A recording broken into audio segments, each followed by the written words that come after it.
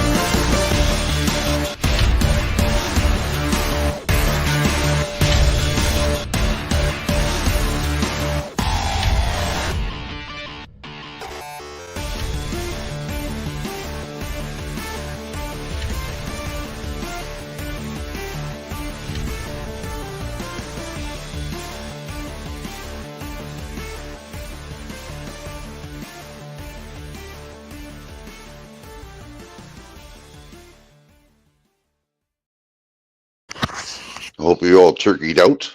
Oh, Newt is back. Did you fix your outside plumbing? You know, my avatar was here the whole time. Oh, I didn't see that. Wow. Oh, hold on. Got an echo myself. Okay, fixed it. Yeah, but the plumbing, yeah, it works great. Them beavers are amazing. It's amazing what you can do with a beaver, eh? It is. I'm going to be another 3 minutes here on mute, Okay. Tim 100, and I'll be all set. Oh, For the record, okay. I was here. I was just late. I almost got swiped on the road, but anyways, it's all good. Tim 100, I'll be back in 3 minutes. Ready to Okay, I'm roll. going to start a video then and get this thing started. We're going to get into it. All right, everybody, hold on here. We're going to start I right give now. you permission. Okay. Well, that's right. I owe you money. That's right. Thank you. Hold on, everybody. We'll get you started here. This is going to be, whoops. There we go. Really watch this. And it didn't work again. Why didn't it work? Hold on, everybody. No, it did not work. What's going on here? Let's try this one again. Bear with me, everybody. As usual, I'm on the helm here. All right. That's what it says right here.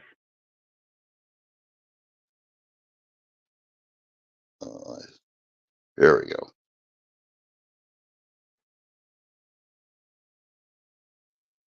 Ta-da! I did it. Okay. Everybody sit back. Audio check. Okay. Here we go.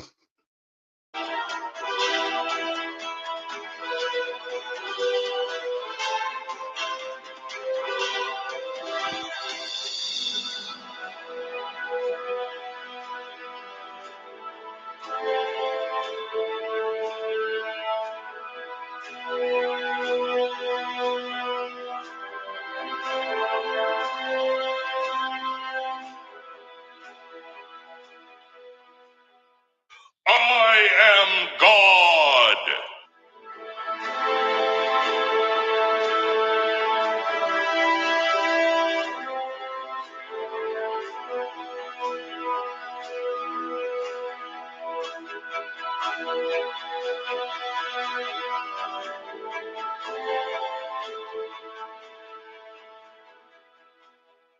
Last night I talked about the war on land, on fuel, all of it. Food. What is happening with our food is outrageous. And I'm going to give you some things here that you will not believe. In about 8 minutes, you will say, no way that's true. You're going to have to look it up, and I'll give you the address and everything else. Okay. Right now, 40% of farmland in America, 40, is owned by Americans over 65. Our farmers are dying out. So farmland, 40% of it is going to go up for sale soon. Okay? And the way everything is structured, the farmers' families usually can't afford to keep the farm when mom and dad die. So that means 370 million acres are going to come up of farmland, good American farmland, going to come up for sale soon. Now, the prices of farmland is skyrocketing for some reason. I mean, who wants farmland? You know, the best and fastest way to become a millionaire as a farmer is start with 2 million. Okay? You're guaranteed to have $1 million probably by the end of the year. It's a losing prospect. It is hard work, and you need good communities around you. So why is farmland prices going up? Well, a couple of reasons. COVID, people are like, yeah, I just want to be, someplace other than California. And so then they buy, we'll raise chickens and we'll have eggs and maybe we'll have a goat. And first winter and the first harvest, they're like, and they run back someplace in the city. A few months ago, a farm in Iowa sold for $25,000 per acre. To say that land prices are skyrocketing is an understatement. So who is buying all of the farmland?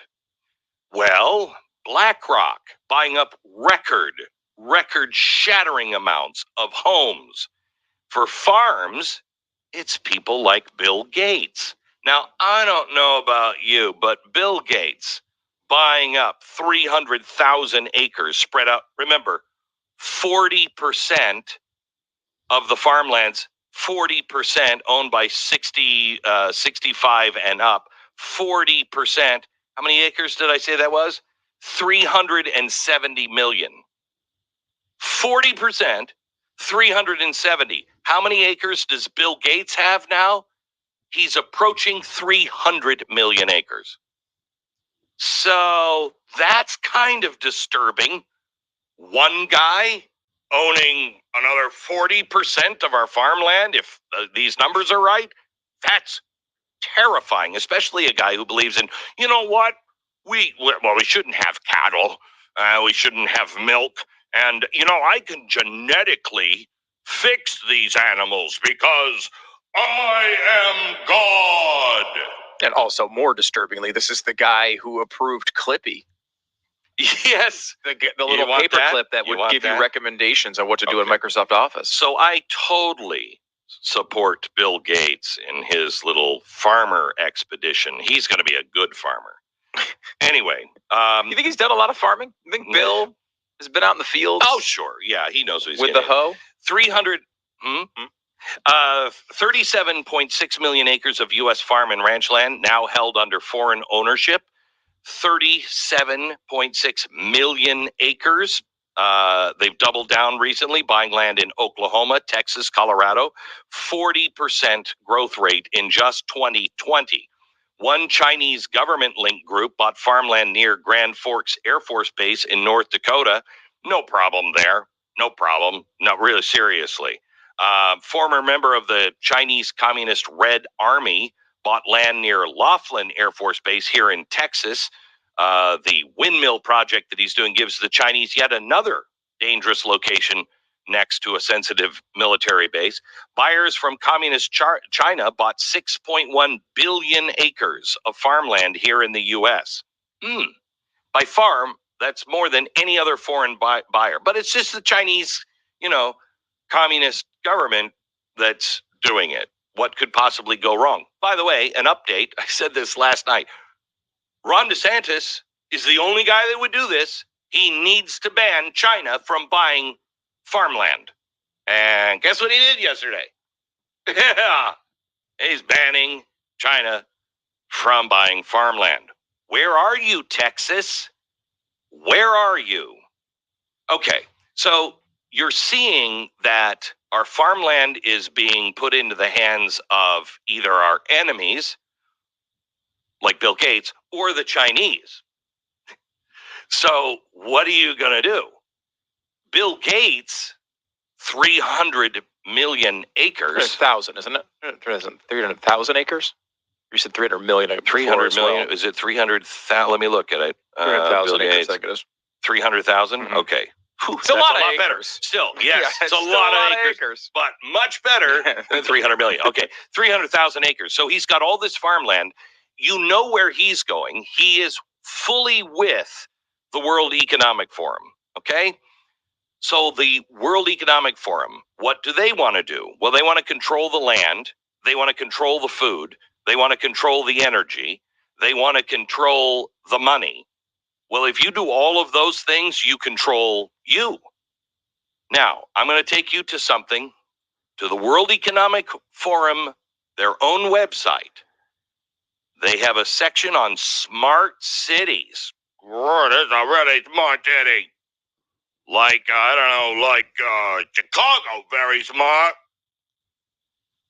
So the smart cities are the way to get all of our problems under control. Because their plan is to force everybody into cities. and leave the land alone. Remember, they have to, by 2030, and Biden's already done this, he's going to preserve 30% of all land in America. You can't, no humans will be on it. By 2050, it's 50% of all land. So where do the people go? The people all have to go into cities, but they'll be smart cities. Now, I want you to go to the World Economic Forum's website, and I want you to look this up for yourself because you will not believe what I'm about to tell you. But it's there currently in black and white.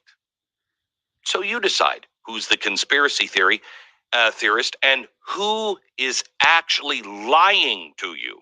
Now, you're going to love this. You're going to love this. You go to the World Economic Forum, you look up their smart cities, and you're going to see what is planned for you. Now, they have all kinds of partners all over the world. One of them is the Arab Group, ARUP, the Arab Group. They have their own section on the WEF website, okay? They're a progressive group that got together in Britain right after World War II, and they were like, hey, we can do a lot of things. You know, these Fabian socialists, they got a lot of great ideas. Why don't we start building things and building a community of tomorrow?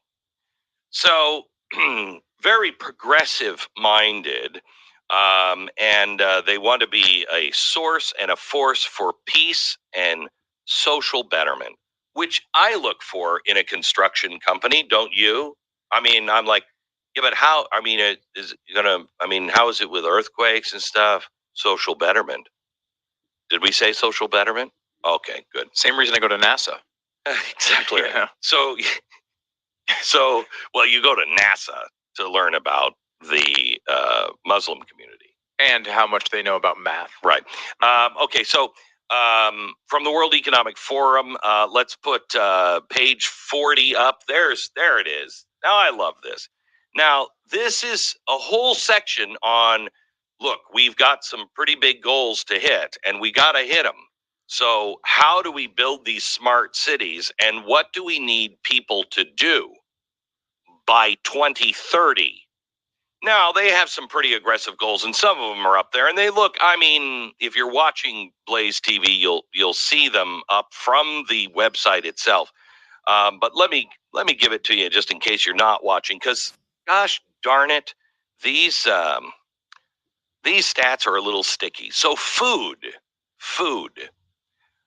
They need to reduce the emissions of food by 2030. So their target by 2030 is you will only have 16 kilograms of meat per year.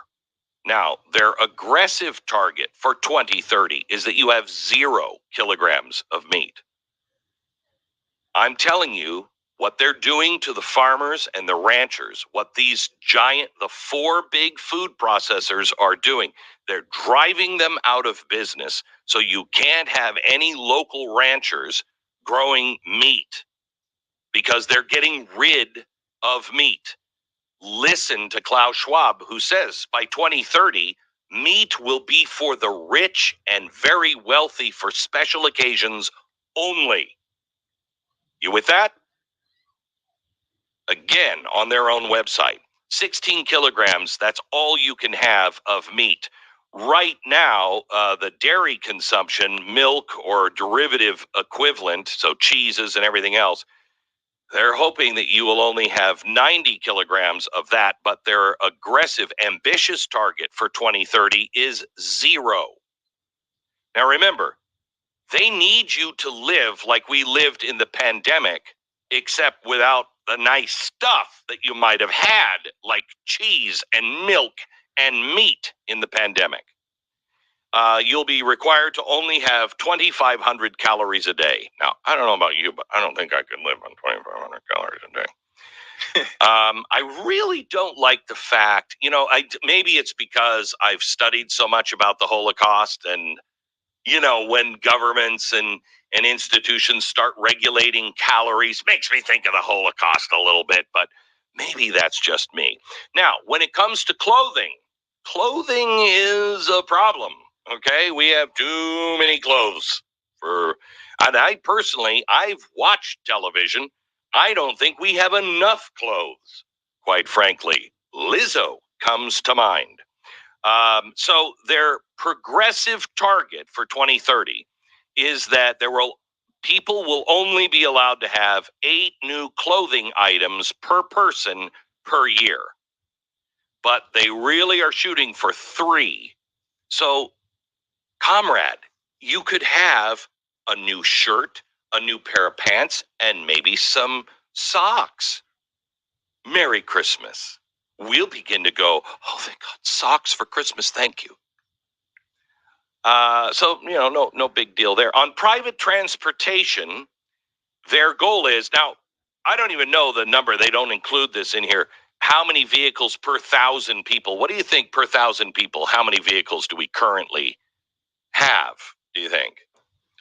I mean, 500? Yeah, some of them are kids. Yeah. But I mean, I don't know if you're thinking it's got to be at least 500. At least 500. They want to reduce that by 2030 to 190 cars per 1,000 people. And their ambitious target is 0 cars per 1,000 people. Oh, by the way, and your 20-year car, the car that should last you about 20 years, they want it to last now 50 years. So we'll all be driving. Oh my gosh, this is starting to sound like Cuba, where the sun is out every day and you can go to the beach whenever you want and try to fashion a craft out of logs and a sail.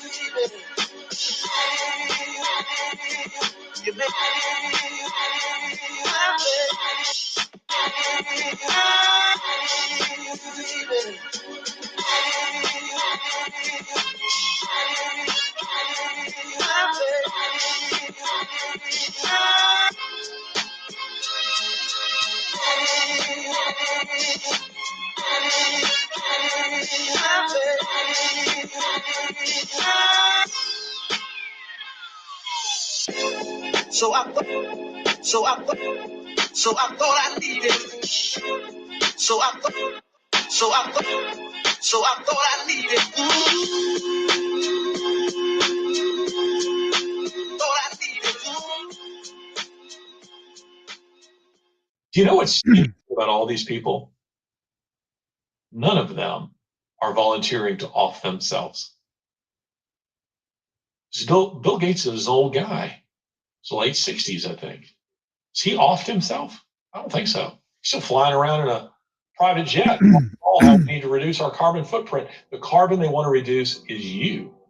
You're the carbon they want to reduce. So I thought I needed.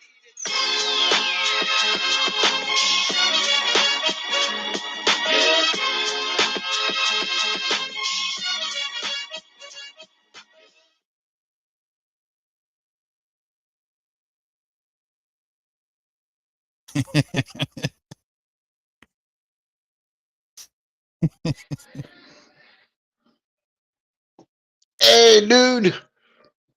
You know, here's the thing.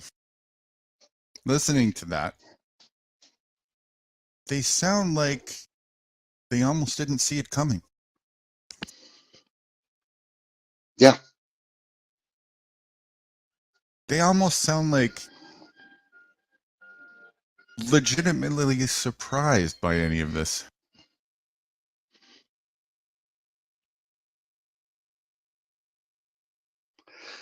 A lot of people don't see it. I mean, these people, they should have known it because they're broadcasters, you know, I mean, podcasters, I should say. But a lot of people don't see it. They don't believe in it. Nah, Those ain't nothing people going to happen saw to it. us. If You know? unless I stand corrected, that voice is what's his name that used to be on CNN. Is that right? Fox as well. Fox Yeah, as well. he was on Fox. They kicked him out because he was too honest. What's his name? I forget. Glenn Beck. Glenn Beck. That's right. Yeah, bullshit. They kicked him out. He's too honest. He's part of it. That's what I'm saying. They almost sound like they didn't see it coming. These people Well, are part of it. He talked about it in 2008. He broke it down to everything. I mean, you wouldn't believe. He had a chalkboard and telling everybody what to expect, and he was right about it, though. He was, Guru. Maybe not be part of it, but he was telling it like it was. He's saying what he's told to say. It's called controlled opposition. There's nobody in the media that gets away with saying something that they shouldn't say. Right? None. And there's no such thing as the media being live either. That's all a stage facade, right? At the very least, it's pre-recorded 10 minutes, 15 minutes ahead of schedule. So if somebody goes sideways or off script or something really crazy happens, they just click a button, it goes to commercial, it never gets aired. Well, they kicked his ass out. They kicked his ass out of there, and Tucker Carlson. Yeah, that's just a show. It's all a facade. Wow. Let me have a show like that. Let me get rich. Well, it's true, though. It's what's coming down on us is coming down on us. I mean, there's no doubt about it. I care less about the meat and milk and everything else, but they control other aspects of it. You know, our vegetables. We're going to be eating crap foods, even worse than what they are now. They control none of it for people who are self-reliant. Mm-hmm. So, but yeah, no meat. What was the other one? No meat. There's two that were the big ones. No meat. No cars. No meat. No eggs, and no cheese. No clothes. No clothes. Oh yeah, those were the two. No meat and no clothes. Sounds like an agenda I can stand behind. Yeah, I know you. That's why I put it out there. Thought I'd give you some ammunition. I'm all for the nudist thing, you know, and causing less harm. Sounds like a great plan to me. Oh, you beast. You animal. What's I the heard other one? Somebody just popped up. Yeah, it's Grover. He's in the basement. You want me to get it or you got it? Oh, yeah. Could you? I'm in the bedroom right now. Just, yeah, I don't have the control now right now. I got you. I got your back. No problem. Just make me an offer I can't refuse. I'm broke. All right. Well, I'm going to print some more of these fiat notes, I guess. What's up, Grover? Hey, evening. Hey, Grove. Hey, what's going on? How you doing, buddy? Alrighty. Cold. Yeah, it's cold down here, too. Yeah, I know. We're just around corner from each other. That's what heaters are for. I've got them going.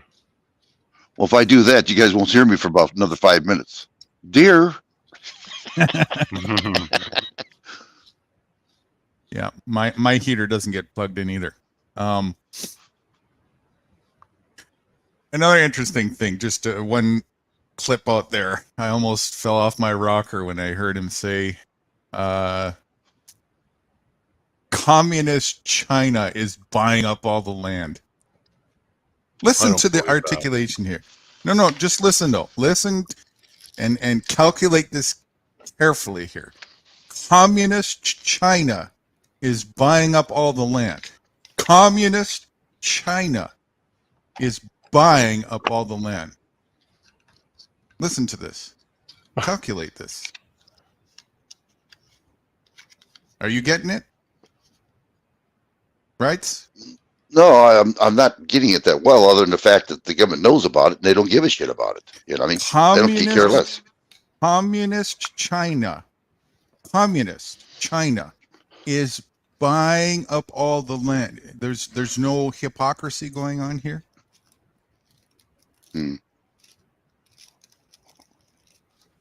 Communism doesn't have room for capitalism if it's communism. Communist China is buying up all the land. It's a total, complete hypocrisy. Listen to the. If this isn't a showcase of how much of a facade this whole thing is, I don't know what is. I said that's just going to go right over the heads of most people. I It thought did me. Go on, Dan. Sorry. No, I thought it was a facade. I don't believe it's happening. No, it's not that it's not happening. It's if you understand what communism is supposed to be. Communism doesn't have capitalism in there. They're supposed to be the opposite, right? But communist China is buying up all the land. You're not getting it. What? Right? Light bulb going off? Yeah. No. It's no. I just didn't know if you guys were still talking. But you were right about one thing. This is a one world order already. They're thinking that it's not. It is a one world order. They're telling us what to do. Has Wait, been forever. I want to bring back the case in point before going there to understand this. Understand what I'm saying here. Communist China. In communism, you don't get to buy things, right? Right. But communist China is buying up all the land of America. A conflict of interest. No. It's you got capitalism. Go on. If China was communist, then they wouldn't be able to buy up anything. All right. So why are they buying it up then? Because it's not communist. That's what I thought you were going to say. That's what I'm saying. Look, they tell you the hypocrisy here is so fucking worse. Communist China is buying up all the land of America. I mean, what a joke! If you can't see the facade here, I don't know what to tell you, people. Communist China is buying up all the land, and the next thing, we're selling all of our resources to our enemy. China's your enemy. China's your enemy. How so? And if they really are your enemy, why are you selling it to them? And apparently, you can't sell to people who operate in a communist dictatorship. It's not allowed, right? Oh, man. What, you don't believe in our Constitution? You know, the piece of paper that you wipe your ass on and throw in the toilet?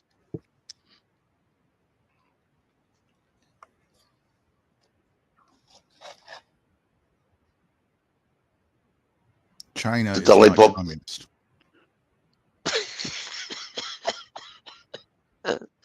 We're being duped. We're being screwed. And nothing's been said about it on TV. Nothing. You know what I mean? Well, he just said communist China is buying up all of America. But how is that possible if in communism you can't buy things? It's all about the money. Not in communism. Well, yeah, I know, but it's all about, you know that, and I know that. You know, it's all about the money. It's what it is.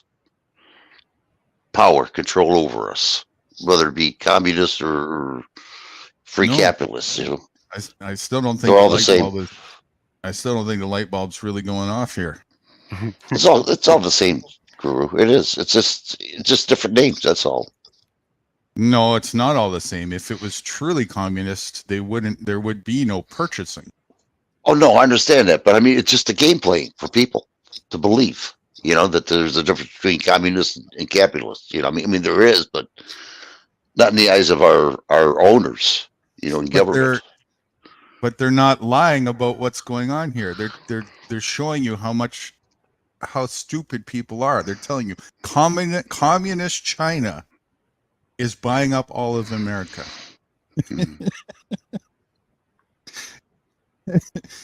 You got to see how stupid you have to be.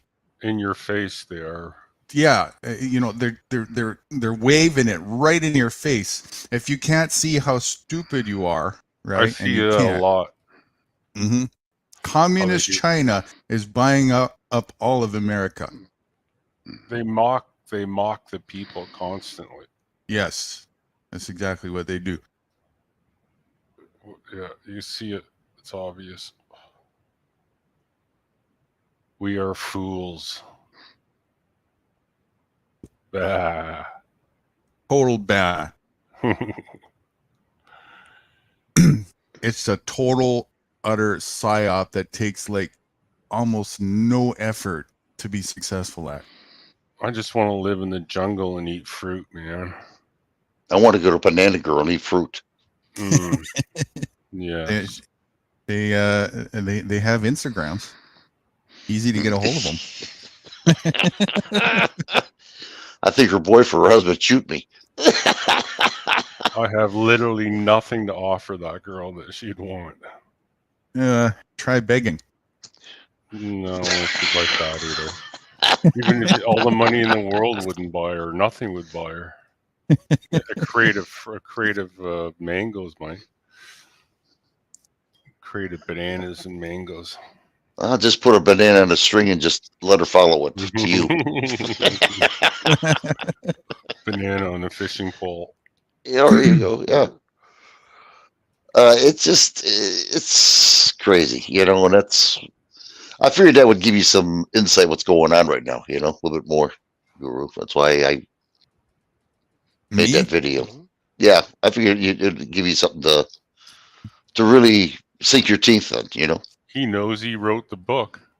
Yeah, I know. Yeah, right. Yeah, you did, Dan. I wrote right, the code that the books are written from.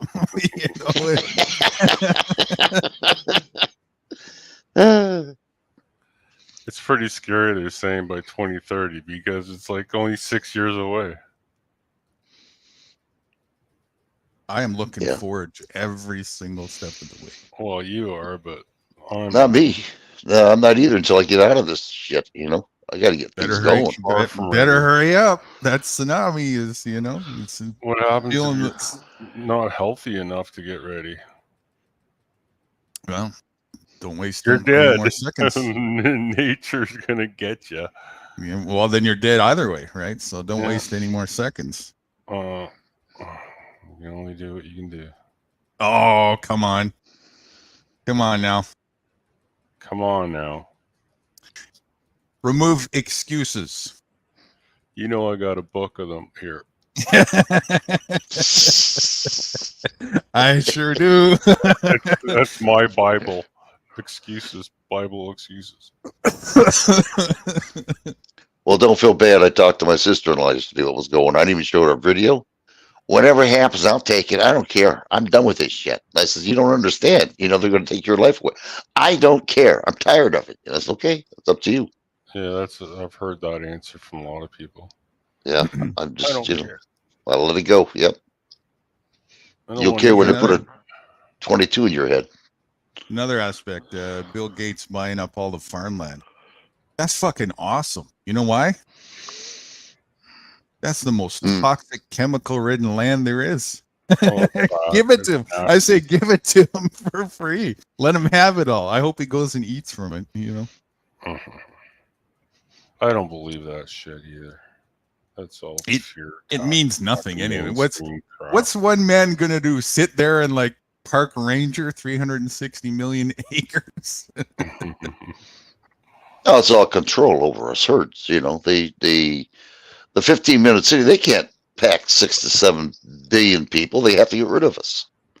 They can't. There's no way they can pack 15-minute cities all over the place. Oh, but they're going to have to thin the hood. They can, and they will. Yeah. I bet you people said that a long time ago before the current version of a city concentration camp was in existence. You want to put 1 million people into 100,000 mile square radius? That's fucking nuts. Well, they do it in China, and they'll stuff that many people, no problem. They do that. Yeah, but they also Toronto, Vancouver. Have you guys seen my latest videos? By any chance? I seen a couple the other day.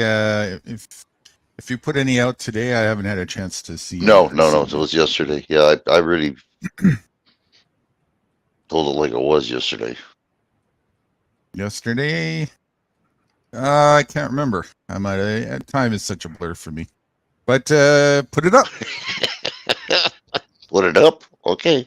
Put it up. Let's watch. You got any money on you? $5. You want to charge me to watch your video? No, I was talking to Dan. You take bananas? Yeah. Oh, you got the string on that thing, eh? Okay, I see how this is working. Hold on, let me go to the shop here. I bought a bunch of organic bananas yesterday. I want to See get if them they can blue convince bananas. people that communist China is buying up all the land. Guess who they can point the finger at when everything seems a lot more communist, and they can officially say we live in a communist environment now. Whose fault is that? Who can they point the finger at? The herd. No, they can point the finger at communist China. Right? This is what happens. Communist China, we let them take over. You can see it coming.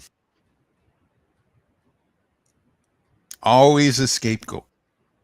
Anything but pointing a finger to the herd. Anything but that. Gotta blame somebody other than themselves, you know. Right. I mean, they can't. That's the one thing they'll never do is they'll never, ever, ever. They'll mock the shit out of the herd. Right.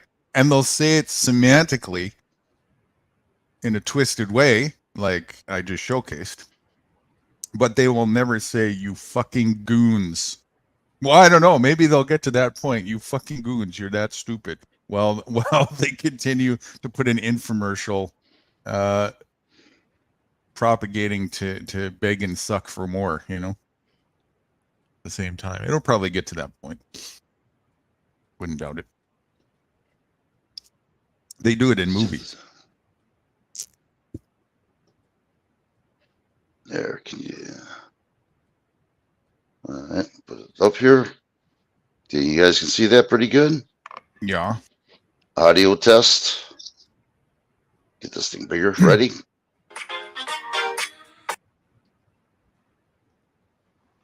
Couldn't hear it. We really got to work on those pronouns and stuff there. Our owners. There's that our word again. Well, I just do that again to show other people, you know, they're not my owners. I just put it out there so they understand. Yeah. Should at least put a Y in front of it. Then your owners, right? Okay. If you don't have owners, then yeah. No, I don't have any owners. I could care less about that. I want to get out of this damn situation. I'm going to. Okay, ready? Yeah. No.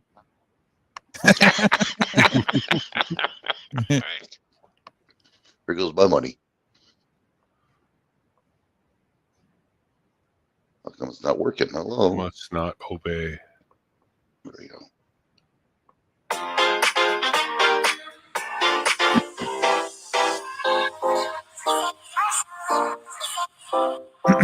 Setting a stage for war.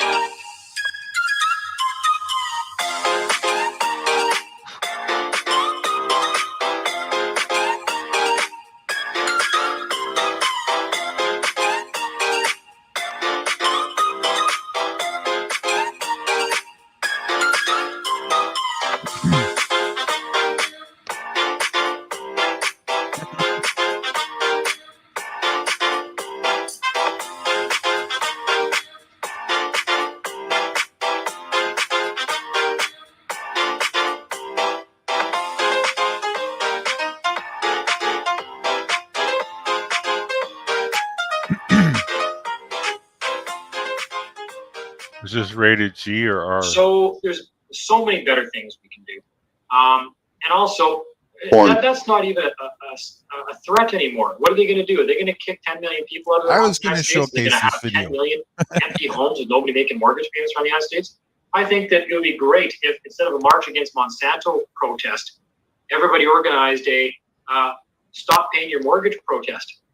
And 10 million people got together and stopped paying their mortgages altogether. Good idea. That would pretty much settle the problem in one night. It's done. The whole mortgage scam would be over. Every bank in fucking North America would go bankrupt in one fucking day. Why aren't we doing that instead of marching against Monsanto? Monsanto's none of your fucking business. They're a private corporation making products that people are buying. If you don't like it, quit fucking buying it. Don't protest against them. Quit fucking buying it. That's all you got to do. You don't like Starbucks? Quit buying it. Don't protest against them. You don't like the American government? Quit fucking voting. Don't keep giving them 30% of your paycheck and pledging your fucking life to their flag. I pledge allegiance to the flag of the United States of America. Yeah, drool falls out of a fucking idiot. Yeah. All the flag waving retards out there, you are propping up these regimes that are causing every problem in your life. Every fucking problem in your life. But you've been convinced you need these people. No. So, and again, all these people that tell me, well, I never pledged my life to these people. Well, no, you did. You did. If you're American, every week you're pledging allegiance to a fucking flag. Are you kidding me? You would die. You would kill people on the other side of the planet and you would die for a flag? Really? A fucking flag? Not your family's life or not anything else. Maybe you mistakenly believe that flag somehow protects your family, which it doesn't. That's another matter altogether. But these are the kind of things that need to be addressed. So you need to realize the scam that's going on, which is your continued participation in these events. And these political debates are part of the circus. They're part of the show. I think they even call it that. It's a political circus. It's meant to entertain you and keep you talking about them because now they're relevant in your life. They have some relevancy. You believe they are something to you.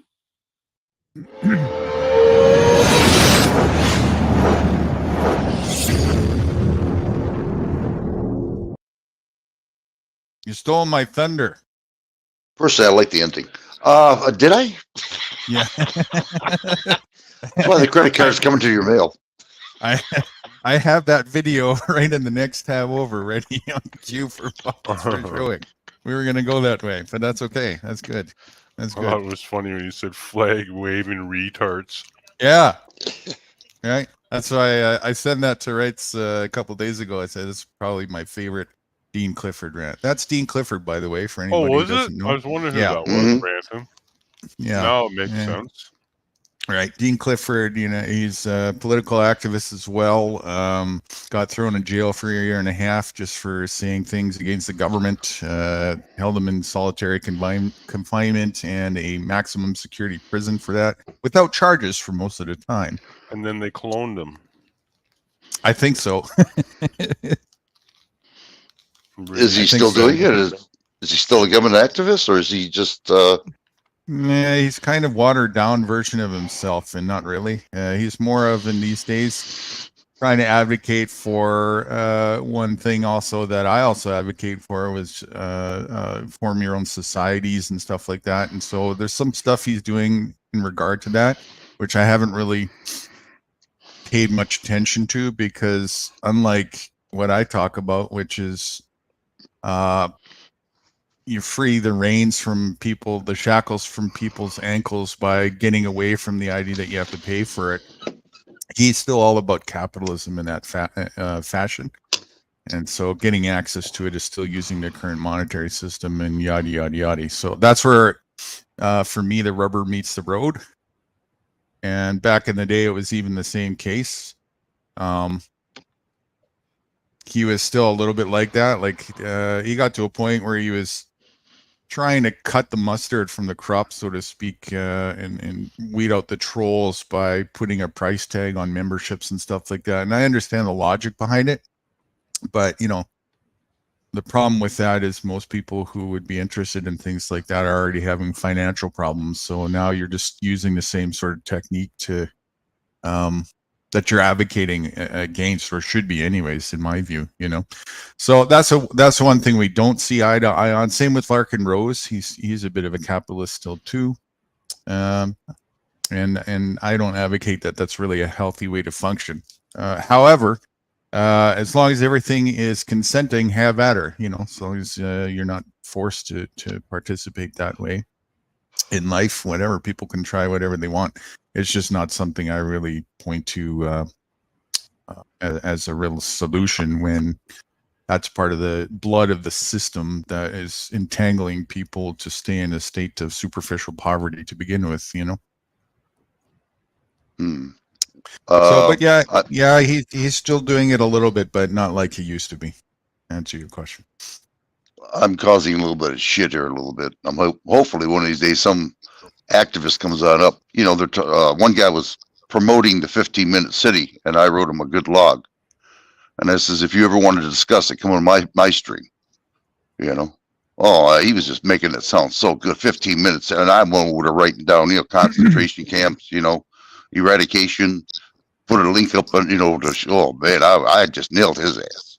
You know, I said, you want to discuss it, come to my stream. I don't think he'll show up, but that'd be an interesting conversation.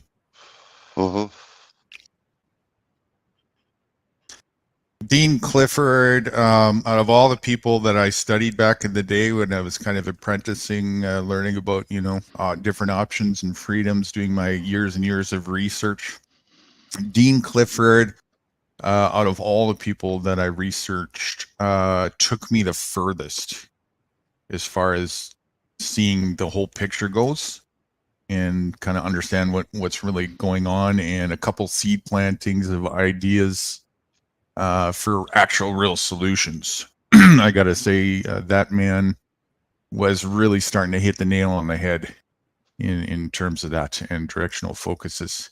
Other than that, though, I just didn't see much of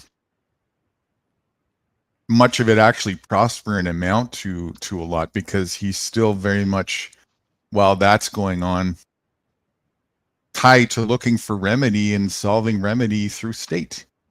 And a lot of these people are as well. There's another guy who, Off-Grid Curtis, self-reliant guy. He's got a huge homestead up here in British Columbia, and also doesn't really advocate for statism for the most part, to be too tongue-tied into it, to be self-reliant. But at the same token, you'll hear him contradict himself and say his dealings with the state, he said this the other day, his dealings with the state have been nothing but pleasant as far as it being direct dealings. And so he doesn't actually advocate for disobedience. He actually likes the idea of the state, and finds that there's remedy through that. Maybe they're controlled. Yeah, it's just they're still brainwashed, right? They still can't see, like, past the veil there. And they like, people like the idea that there's like some other entity or whatever it is they think that they can use to seek remedy through or whatever, not realizing that that very thing itself is the cause of what you need to seek remedy from, you know? So you don't hear a whole lot of people actually getting right to the heart of the cancer. Actually, I still have yet to really see anybody say that and talk like it, other than myself, you know? That the system itself is really the thing that you want to detach yourself from and just get back to nature and cooperate with people, and get rid of the idea that you have to pay for things, because, you know, none of the rest of the animals, they show us they don't have to pay for things, and, you know, just real simple basic thing. But even you know, to be fair, it took myself a good, you know, 14, 15 years of really going through my own unindoctrination process to have that light bulb come on for myself and really figure that out, you know, and then really started going in that direction on expeditions, seeking out other people and communities worldwide that were living like this, and, you know, seeing if I'm the only one alive who even has this idea or not. And, you know, much to my delight, I'm far from the only one who has actually taken that initiative and done that. In fact, there's a hidden world out there of millions, and probably tens to hundreds of millions that have been doing this for a long time, and they are strong. And you just won't see them in your current mainstream form because it doesn't make any logical sense for them to be there. It doesn't make somebody who's not corrupted doesn't want to go near disease-infested cesspools of people who are just junk-minded, you know? Doesn't make any sense. On Facebook. They're not on Facebook. They're not on TikTok. They're not sitting there being distracted by video games every day. You know, they're out there living. They're out there living with nature and themselves and having a blast doing it, you know? We got to get Dan off his butt and get him going. Come on, Dan.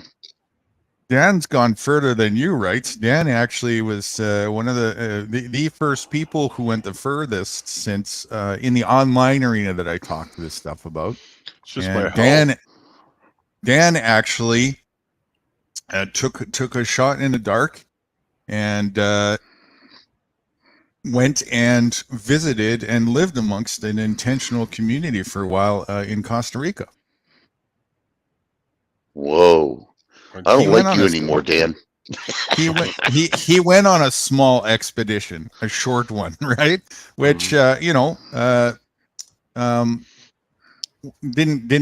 turn out to be the best, and that's part of the learning curve. You have to realize that there's kind of a fluctuating variable of people who have different mindsets with this stuff. And the one that he landed in just happened to be a mindset of people that were very kindergartenish with the idea. And you'll hear me say time and time again, the ones that are successful at it are the ones that don't take the corporate ways with them. They're ready to leave all that bullshit away, and are ready to just greed is out the window. It's just cooperative minded. Those are the ones that do really, really well.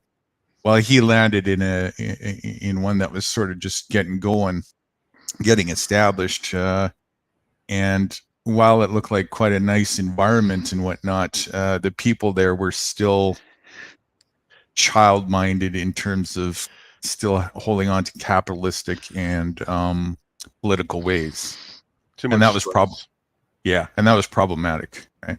And it will be. Stress. The nature will kick your ass if you try and bring anything superficial out there with it. Not happening. Not happening. But anyways, so yeah, Dan was one of the ones that was there from the beginning, and took it that far. So what's your excuse, right? That's not nice of you, Dan. That's not nice of you, Dan. I sold everything, got rid of all my pets, got rid of all my belongings, and left the country. I wouldn't have come back. My health was better. It's just my health got really bad, and it's hard to deal. It's hard to deal with stuff when you don't speak a foreign language, like when you're in a foreign country, the same language. Oh yeah, I know. I got slapped quite a few times over in Germany trying to say the wrong words, or right words, I mean. How are you doing, Dan? Is your gut getting better? No, it's not. I'm not doing well at all. So that's my excuse for not doing much about getting ready for what's coming. It's hard to do shit when you feel like fucking hell every day. The rule of thumb there, anybody who's listening, don't make excuses for your health. Make it the number one priority. And when you do that, it will make sense to go in the self-reliant direction. Everything will all start to come together. Because you can't get much good health in a toxic soup environment. You have to be, your environment is the number one priority. Which is a hard place to find, though. It's hard when you are dysfunctional. If you're not dysfunctional, it's not hard at all. In fact, if you're not dysfunctional, it's hard to be in an environment that makes you dysfunctional. It's The true. yin and yang, right? Mm-hmm. So, and this is the message here, right? So a lot of people, they procrastinate in life and they put, you know, oh, I'll do it at some point, and I've got enough cushion, I can get away with it, right? I did it too. I smoked for almost 20 years. Stupid. Absolute stupid. That's not putting your health ahead of you at all, right? I made big mistakes and crashed out hard for it. What I'm speaking of is, you know, I'm learning from, I'm expressing from what I learned from experience in an effort so that other people can pick up on this wisdom and hopefully for themselves don't have the same problems, especially like in this right now. One thing to have the problems back then, there was much more of a cushion window in the corporate world even to try and resolve that. That's why I was able to resolve it. Now, you don't have the same like value and even, you know, the labeling of organics. Not that it ever was like true to its word. There's no such thing in the corporate world, but it definitely was. There was something a lot more to that back in the day. There was a lot more value in an organic product when I first started getting into this stuff. Now, you can almost be certain that certified organic is worse than its counterpart. You know, so the window in the corporate world is not like it used to be, which only means get the fuck off the beach. The tsunami is 2 feet away, you know, or drown. And that's the message we've been touting since I've started here for a couple of years. And for anybody who's listening, even at this point, if you're in a waiting mode, you're just asking for it. You're totally asking for it at this point. There just isn't any time left, you know. But this should be of no surprise to anybody who had a bit of their eyes open and ears to listen when all of us were touting about this, you know. Well, I got to confess about something. Of course, I did it out of, you know, kindness too as well. But I ate everything yesterday, you know, meat and everything else. My daughter, she worked. I mean, man, God, I peeled potatoes you wouldn't believe yesterday. Wow, remind me of KP when I was in the military. But anyway, she had to cook for, well, 4 extra people, and those 4 extra people never showed up.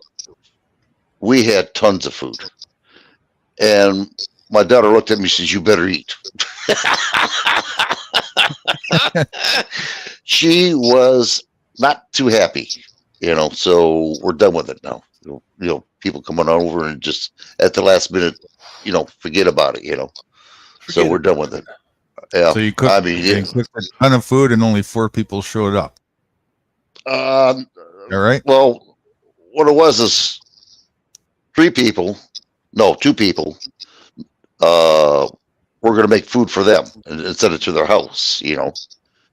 They canceled out at the last minute. I said, son, and then the one guy that usually comes over because he doesn't have family, he canceled out at the last minute. I said, mother freaker. My wife's sister came over, and basically we had all kinds of food. I mean, it was just, you wouldn't believe the amount of food we cooked all freaking day, you know, turkey, ham, everything, you know. And I'm like, wow. And my wife was upset. My daughter was upset. They said no more. And I said, okay, I agree, you know. So, yeah, I mean, you wouldn't believe the amount of food that we had to put away, you know, and give it away, you know, just unreal. Since you brought this up, let me, did you catch the quote of the day yesterday? Yeah, I haven't, I can't remember what it was, but I got it in my, you know, Okay, I'll put it photos. I'll put it on screen share. Okay. And just have a quick thing about it, and we'll elaborate.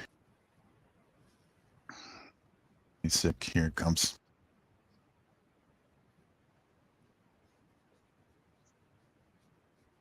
All right, there it is. Go ahead, Hey, Mr. man, Big Thumbs. Read it for us. I can't read it. I'm on my phone here. Oh, shit. But I don't remember this. I don't remember this. Thanksgiving is a great excuse to be ungrateful 364 days a year. Yeah, that's about right. Exactly what it is. Yep. So, and also it's, and actually I was surprised a lot of people are catching on to this now. It's a pagan originated ritual, right? Practice. No, I didn't know that. Sacrifice day. Yeah, it's a sacrifice day. And they're mocking you with the turkey. They're calling you lemmings, right? The sacrifices of people, and you turkeys, right? So again, it's just one of those things that they're mocking people about. But this is how stupid people are. They reserve gratitude for one day a year.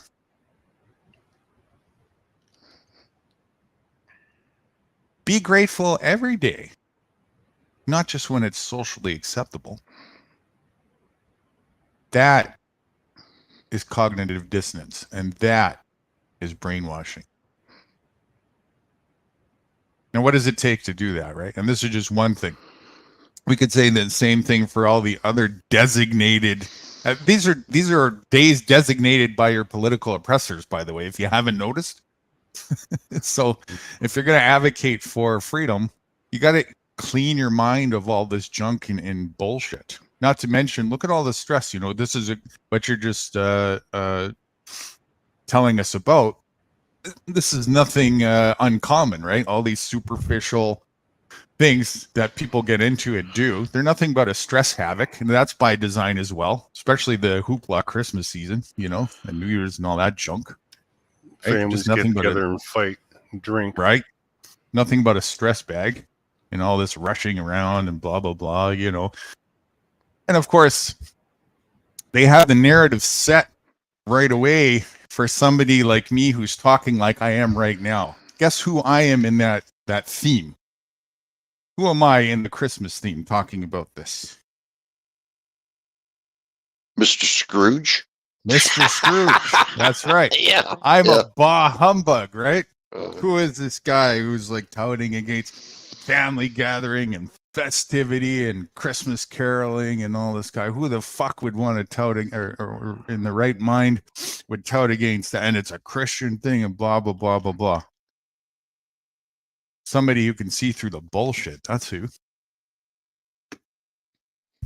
That everybody else wants to just be a sheep and participate in, and then complain about all the crap at the same time that comes along with it, not taking any responsibility for it whatsoever. So here's another great example, Thanksgiving, right? And not even researching the root, at least to get to the bottom of what the hell is it we're really celebrating here. See, it's not Thanksgiving, it's Thanksgiving Incorporated. All I cared about was the food. Honestly. He's honest. And that's something you can do every day. Right? Why do we want to segregate these bountiful things for this brainwashed, consolidated, socially acceptable idea? You can do it on that day because we say so. But every other day, it's not socially acceptable to be generous and giving, right? Unless if the political empire says it's okay. You can't go on the street and you can't give things to people who are struggling. The TV said so. The TV said so. It's against the law. We'll give you a fine. If you do it too much, we'll put you in a cage. Because it's not socially acceptable. And because it costs the corporations too much money when you do that. And it also goes against the narrative. The idea that people are sharing with each other and cooperating with each other. Oh, no, we can't have that. Can't have that. That's bad. That's bad for business. fuck your Thanksgiving, fuck your Christmas, fuck your Easter, fuck your tooth fairy, fuck your fallacies.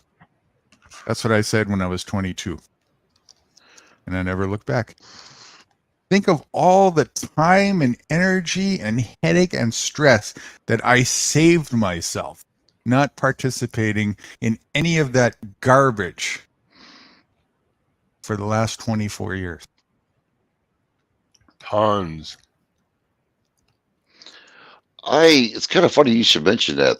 Who lived in Ottawa? Was it you, Dan? No, that's Chad. He's living there right now, I think. That's Ottawa? right. Yeah, Chad. Yeah. Was it Chad? I was So looking up. What? Sorry. Oh, I didn't mean to interrupt you, but so is Epic, I think. Does he live in Ottawa? I think you might be right. But he hasn't been around here. Rights doesn't know Epic. Okay. Well, I don't know. Well, I checked Epic. up Thanksgiving. Oh, sorry. I used to Epic is a cop watcher. I used to co-host on his stream when I first debuted a couple years ago. Was he broke too at the end? Did you take his money too, dude? Yeah, but he's a pothead, so he'll tell you other reasons. What the hell? I checked on Thanksgiving. You got me thinking quite a bit. So I'm thinking, well, why don't we go through Thanksgiving when we actually took the land from the indigenous Indians here in America? Did we? What's so thankful about it? Thanksgiving because we're thankful for the Indians that we took the land from. The government did. So I says, you know what? I wonder if Canada had the same problem. So I looked up Canada, and I guess they have a place called Turtle Island. You ever hear of it before? In Ottawa? And I had a clip on it, and I was going to play this. Nah, I better not. But they, too, were complaining about how the settlers came into Canada and took their land. And I guess you have your Thanksgiving in October. We have ours in November. I went, wow, same scenario, So what are we Thanksgiving for? Taking the land that belonged to the Indians, put them in a reservation where they starved to death, telling them what to do, like they're doing to us right now. They're telling us what to do. Exact same scenario. And you're doing it. Yeah, yeah. Of course, they always blame it on the white people. We had nothing to do with it. It's our stupid slave masters that are doing this shit. We have nothing to do with it, but it's always the white people. No, it's not. It's not your slave masters. It's you. Well, people follow the laws that the slave master give because they believe in it. Exactly. So here, I've been thinking about this. Let's see if this will hit the nail on the head with this. If we're sitting having coffee, and I say, hey, Rights, here's a knife. Take it. Now drop it on your foot. Make sure that it's blade face down. And I assure you, it's a great quality blade. It won't cut your foot. And you do it. Is that my fault? No, it's my fault for listening to you. Exactly. Believing in what you're saying. Exactly. So quit pointing at the fucking oppressors. It's the same thing. Well, no, I'm just more or less trying to say that these people listen to the oppressors and they believe in what these oppressors say. So and it's crazy that they listen. Right. Now you're talking. Now you're talking. It's crazy that they listen. Exactly. I'm trying to go to third grade. He's trying so hard. He got to grade 2, and so you can hear it in my tone, right? Yes. I'm trying to at least keep you in grade 2 and from falling back into grade 1 too. Because you can regress in these grades. It happens, right? Damn. Come on, Dan, help me out here, buddy. There's no help. So remember this. Go on. Remember this. Every time you think your program, your mind, right? Every time it comes back, I'm giving you a seed here to reprogram yourself with. Every time you think to fall back and pointing that finger to the government, oppressors, owners, whatever you want to call them, remember the knife on the foot example. Or putting scissors in the electrical socket.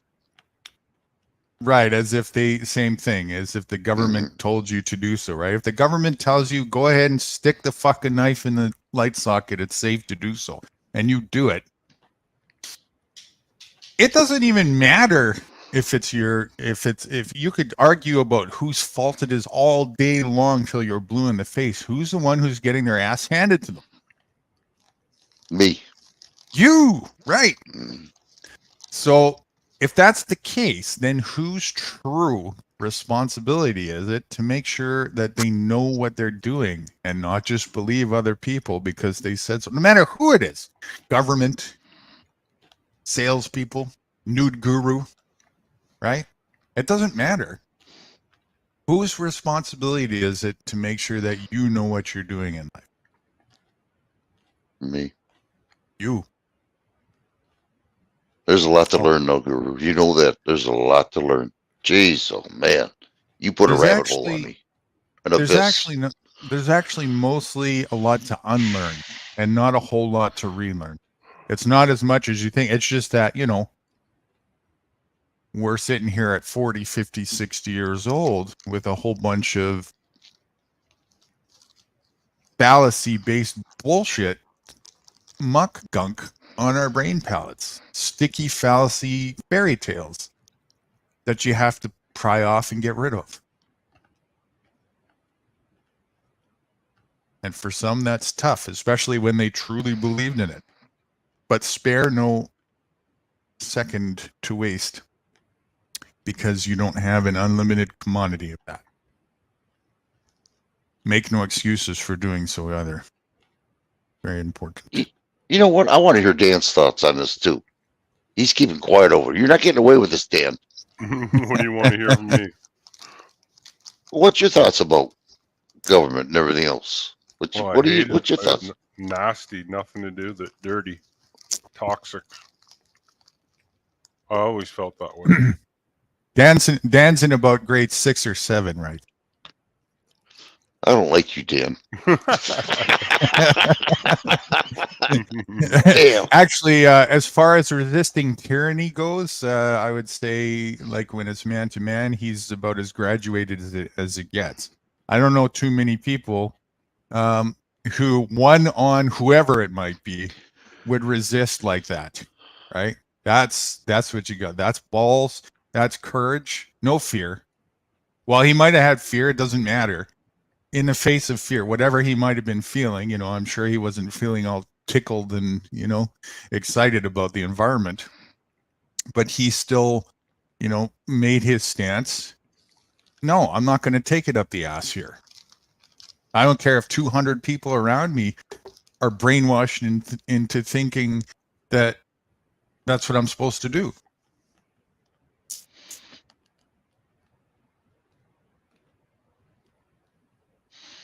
That's graduate for sure. And that was before he was even talking to you. That's before we even met. Actually, that's one of the reasons why I'll never forget that. I was watching that video. I forget. It came on my page. And yes. Didn't come through what's his name there? I just mentioned his name. Epic? No, it came on my feed. Really? Even before I knew Epic as well. Quite a number before I debuted on any lies or anything. Through cop watching feed, probably. Yeah, because I already do a lot of that, right? So, and the algorithm recognized I'd be in. Yeah, recognized I'd be interested. That's right. That's right. Mm-hmm. Yeah, so I got it. Which was the clip right from what's his name? What did they call? Who shot that clip? Brain dead. We called him E.T. Was it an E.T. tape?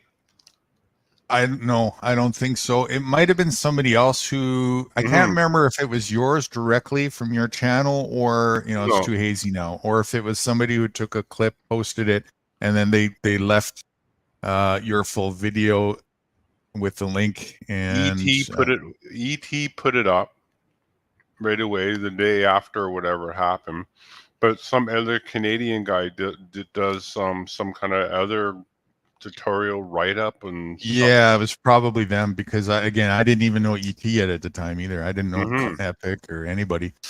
Yeah, so it was probably them. And interesting. Yeah, it came through, and the next thing I know, a few weeks later, we're rapping on panel together. We must have thought, who the fuck is this crazy nut? Because I did look a little bit crazy. Me? Yeah. No, those weren't my thoughts. No, not at all. No.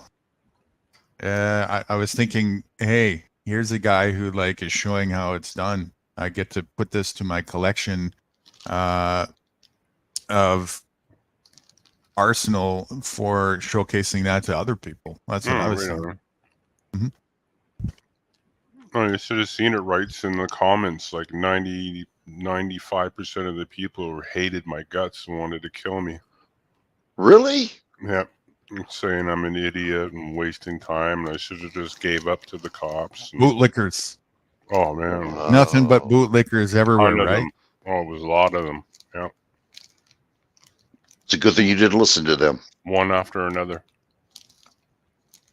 We just had one on your thing, I think last Friday, wasn't it? Some bootlicker talking about me. Yeah, that's right. Yep. Could have been 2 weeks ago. Time is flying. Yeah. But I remember that.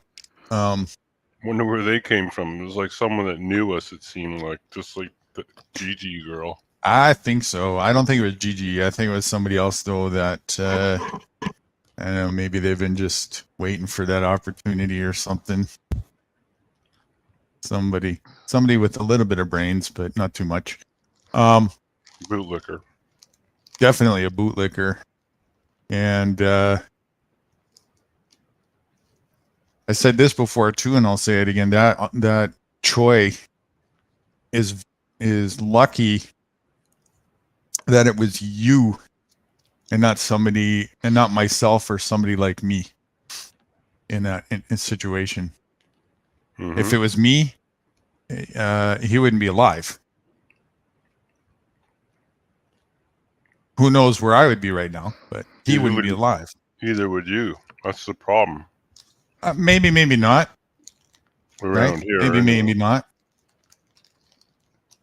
Remember in the disclosure, they had like 4 or 5 other cruisers on their way.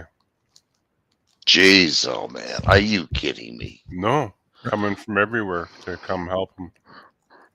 And then once they realized they had me, they called them all off. To be fair, I wouldn't have engaged with a bunch of sheep to get that narrative going to begin with. That's a you thing, but nonetheless, still, right? There was still no proper grounds. Not that I advocate for any of that nonsense, anyways. But just going by the narrative, it wouldn't matter if I was in that situation or anything of the sort. The officer is the one who's going to be under arrest by me on the spot. And judge, jury, and executioner is me in my corporation, in my business on the spot. I don't have anybody else. Well, I do. They can come and back me up. But on the spot where my life is under threat, trial happens on the spot, in my mind, and I go to self-defense mode right away. So I shouldn't actually say that's graduation for you, Dan. I should say definitely university. But getting close, to graduation. Graduation is when you're at that level, and also you have allies, lots of allies in various groups and various environments. Yeah, well, there's none around here that are ready to stand with you. Now, there may be none around there that you're aware of. That takes time, research, and effort. But if there truly isn't any, then you have 2 options. make some or move. Or both. Move. That's what I tried to do already once. I'm in the process of talking about that and helping you guys discover that. And there will be a point where, you know, not all the allies that I had, maybe it start to sink in a little bit what some of the stuff might be going on here. A lot of the allies that I have actually were like you folks when I first met them.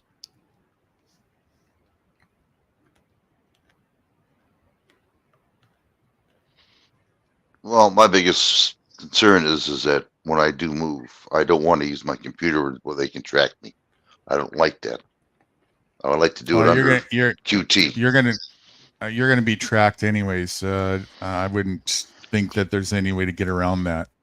GPS has been an established, solid satellite thing for probably over a century now.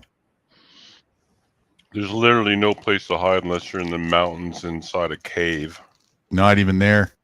Their GPS system can see 2 kilometers. That's their claim. Probably further, right? Their claim is 2 kilometers underneath the earth.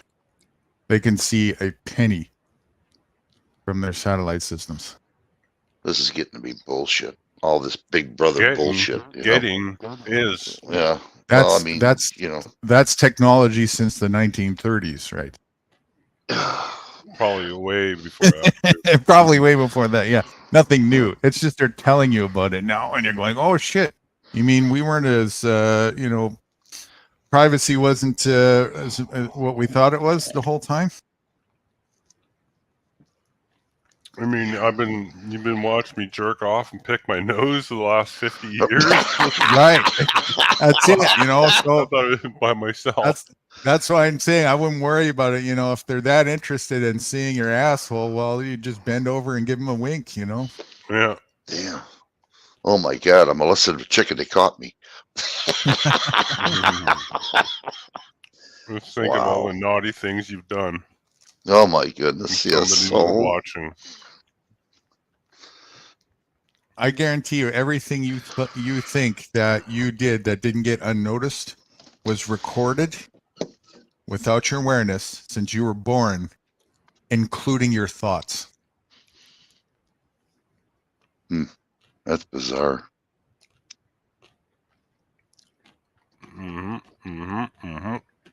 All in the cloud. Oh, that piece of shit. I knocked it. Somehow cloud got into my videos and everything.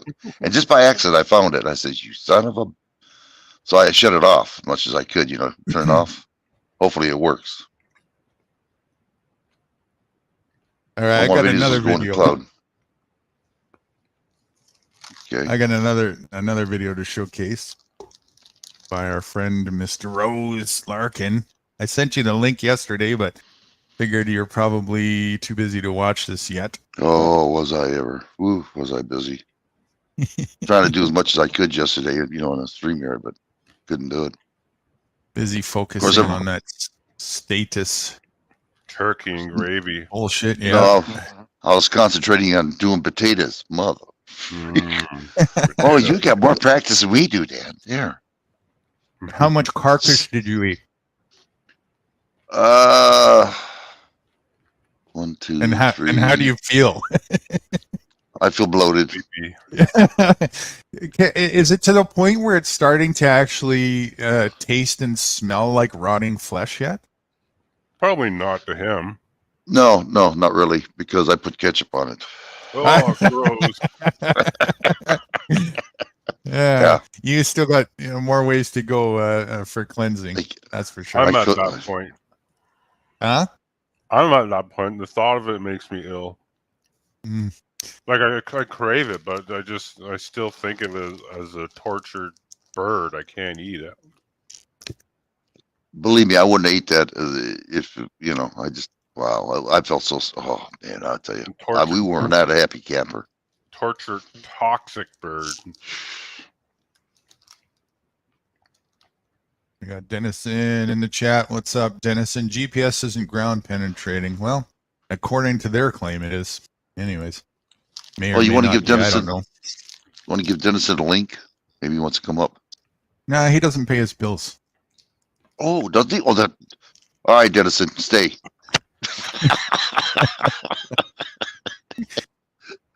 I'll let you do that if you will. Okay. Oh, There's the question of the lifetime. Who's they? Who is they? That's the question I always governments, the people who claim they are, in charge of these systems. Yeah, who's the real they? I don't know. Some lizard people who propagate that we're on a flat Earth. Hold on, Dennison. I didn't forget about you. Hold on, Aren't I gotta we? walk. Aren't we on a flat Earth? No. Half a circle? I guess you got to ask the lizard people. I don't know. All right. While you do that, I'm going to cue this up. I'm going to give him the link. This is Larkin Rose in his latest rant, which sometimes I'm surprised he even goes in this direction, because Larkin is the furthest from a statist as possible, but sometimes he still gets into it almost like he's frustrated about any of it. But I guess he sees how ridiculous people are with their rhetoric, as do I, and I guess it just irks him. But anyway, he calls spades a spades here. Larkin Rose is not a statist, but he is a capitalist. So he's another guy where my partings would be there with, if anything. But most of everything else he states I'm on par with. So here's his latest rant. Do a quick sound check. Hey, Larkin Rose here. And in a lot of ways, reality is sort of its own. Did I put the sound on? Can you hear that? Good. Can't remember if I did or not. Is that a yes? Yep. Yeah. Okay. Yep. Oh, actually, hold on. Let me change this to just the direct.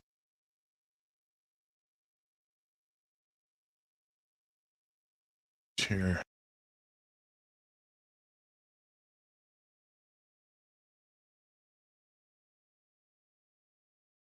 Just the direct link. There you go. Once again, sound check. Hey, Larkin Rose here. And in a lot of ways, Sound coming through?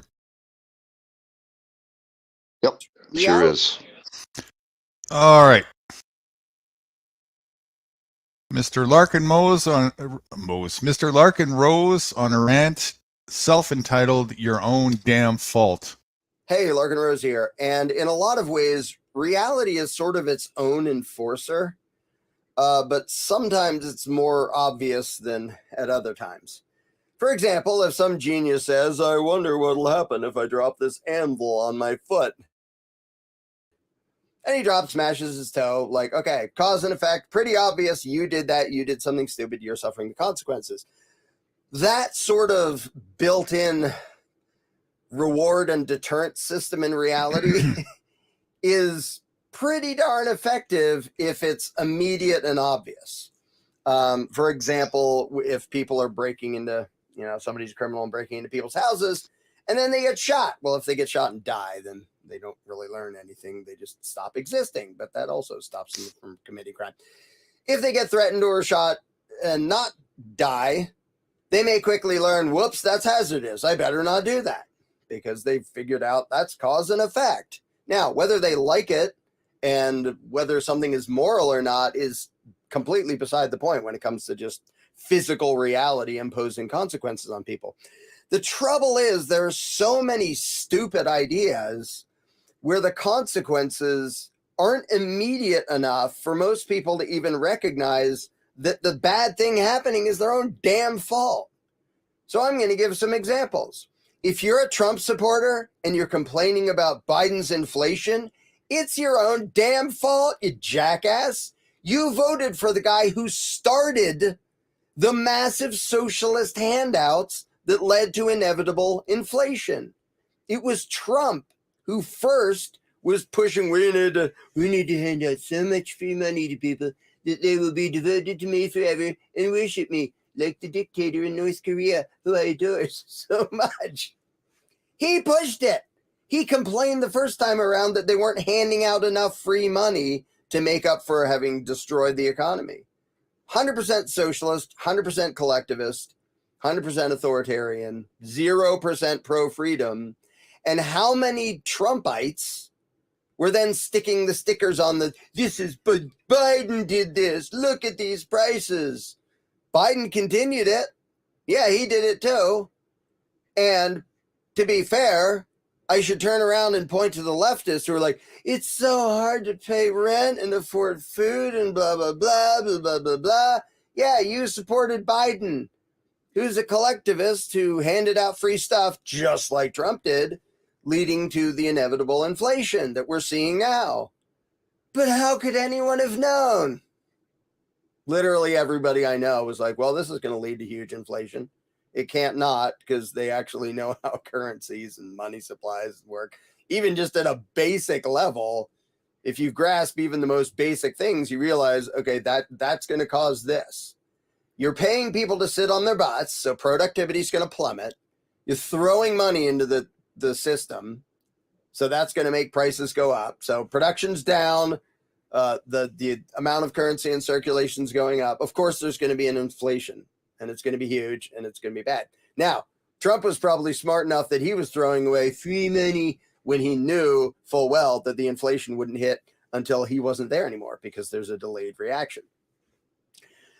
But how many people cheering for it don't realize that you're the cause of it? This is your own damn fault. And that's true in one way or another of literally every damn statist.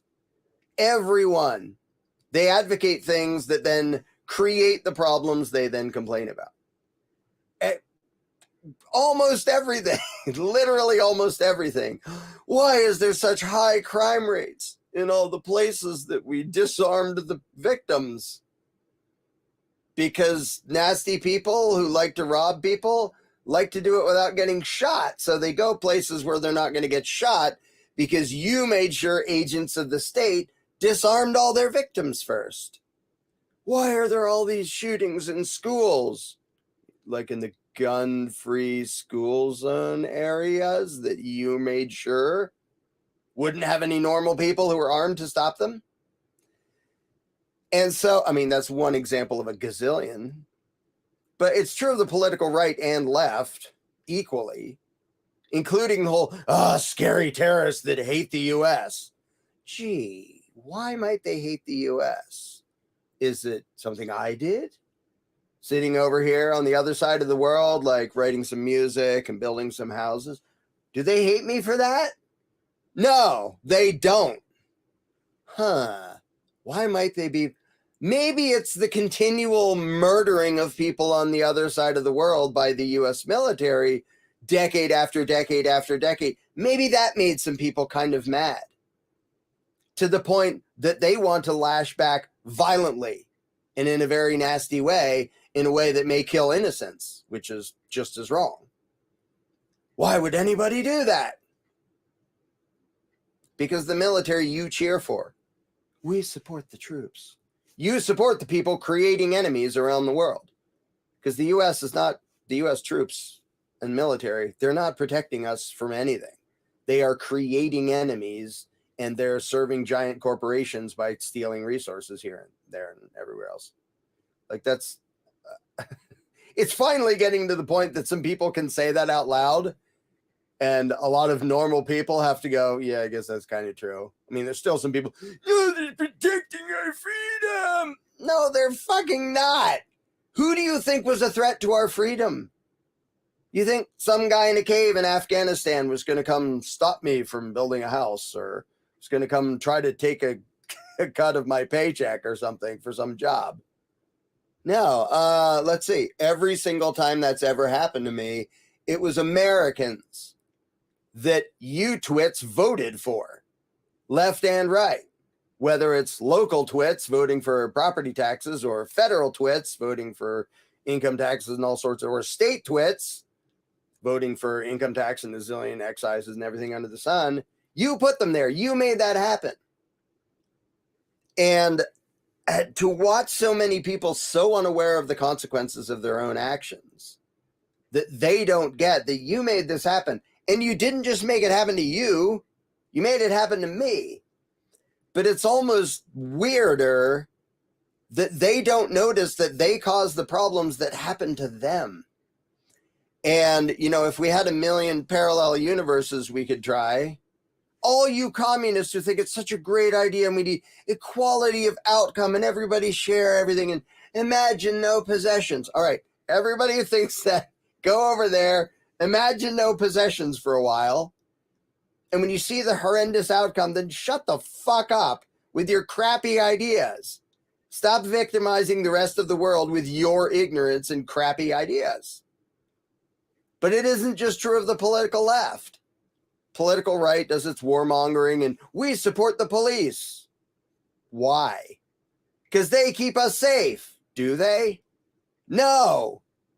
Do they spend most of their time fishing for excuses to pull people over and rob them because the tint on their window is 3% darker than is allowed in that state, or because they didn't have the right sticker on the back of their license plate? Yeah, that's what they actually do. You can look at movies and TV shows and pretend that's what cops do. It isn't. You can open your eyes in the real world and realize, oh, I've never seen them actually stop a bad guy and protect the innocent, but every one of us has seen them over and over and over and over and over again. Somebody pulled over by the side of the highway who, I don't know, maybe they were speeding, maybe they didn't have the right sticker, maybe whatever. Every once in a while, somebody's driving like enough of a lunatic that would actually be justified to like stop them from endangering everybody. But that's about 0% of what the cops go after. They're just road pirates.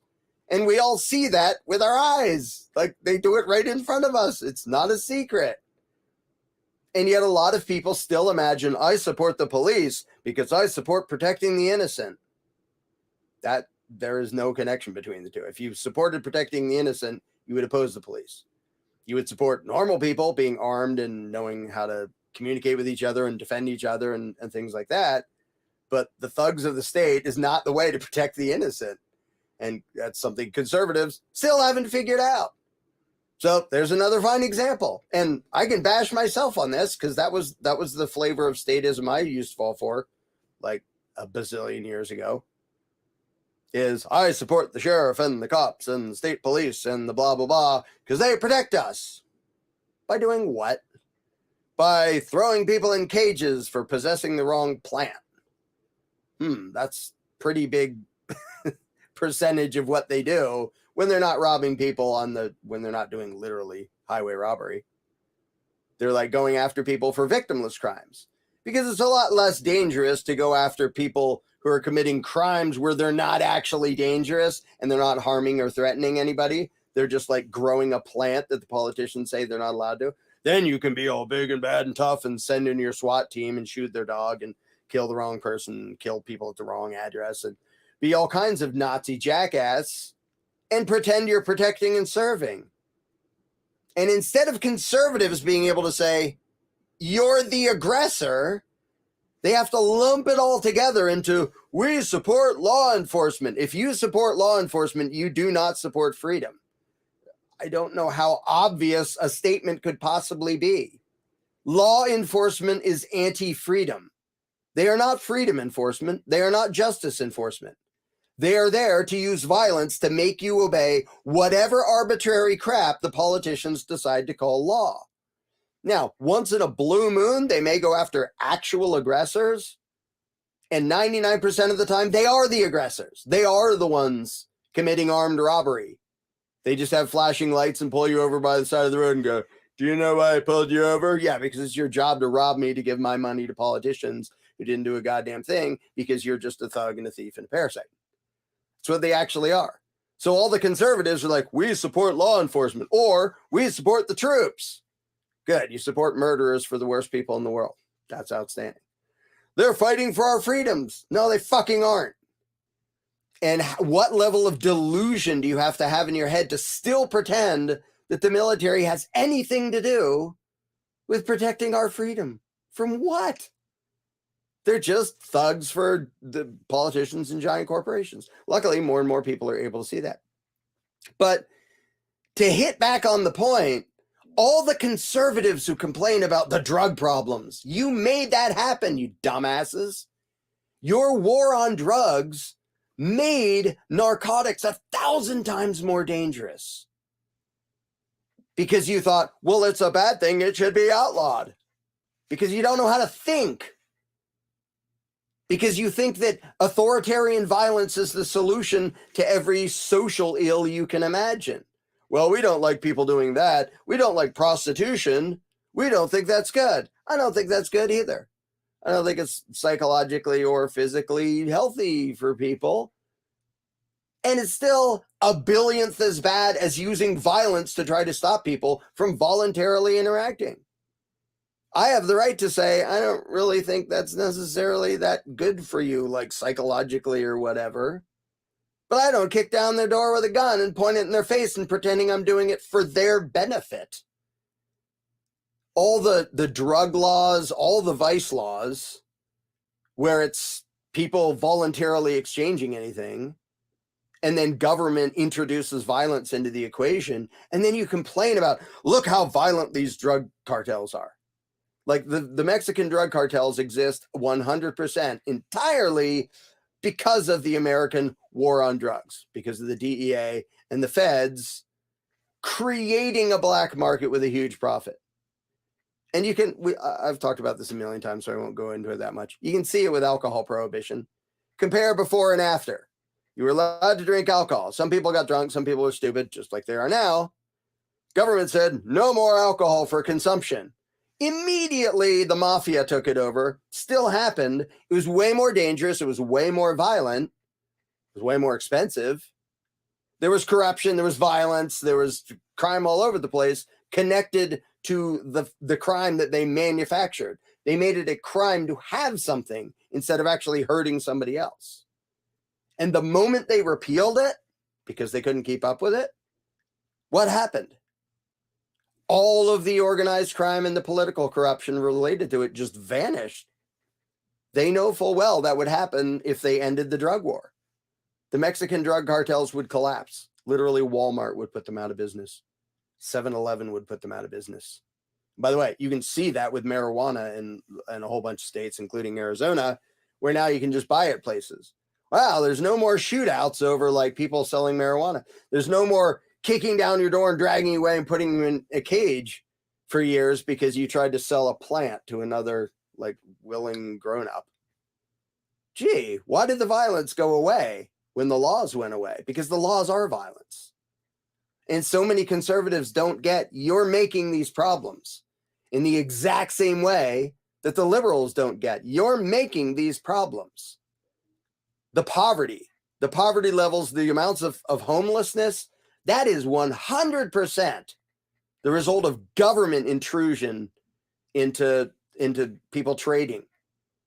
I could personally build a whole bunch of tiny little homes, build a row of them together where each person has a little lock on their door so they have somewhere other than the freaking sidewalk to sleep in. But I'm not allowed to because government would shut it down. A massive amount of food is thrown away in this country every day, and leftists love to blame it on corporate greed. They're not allowed to give it away as soon as that expiration date is passed. I've talked about this before. I knew some people long ago. I'm sure they're not there anymore. 7-Eleven's not even there anymore, so I'm not going to get them in trouble. They used to, I went there so often, they would give me sandwiches right after the expiration date because they're like, we have to throw them away, and they're perfectly good. They don't just suddenly explode the day after the expiration date. So they would just give me a few because I would still go in and I'd buy stuff anyway.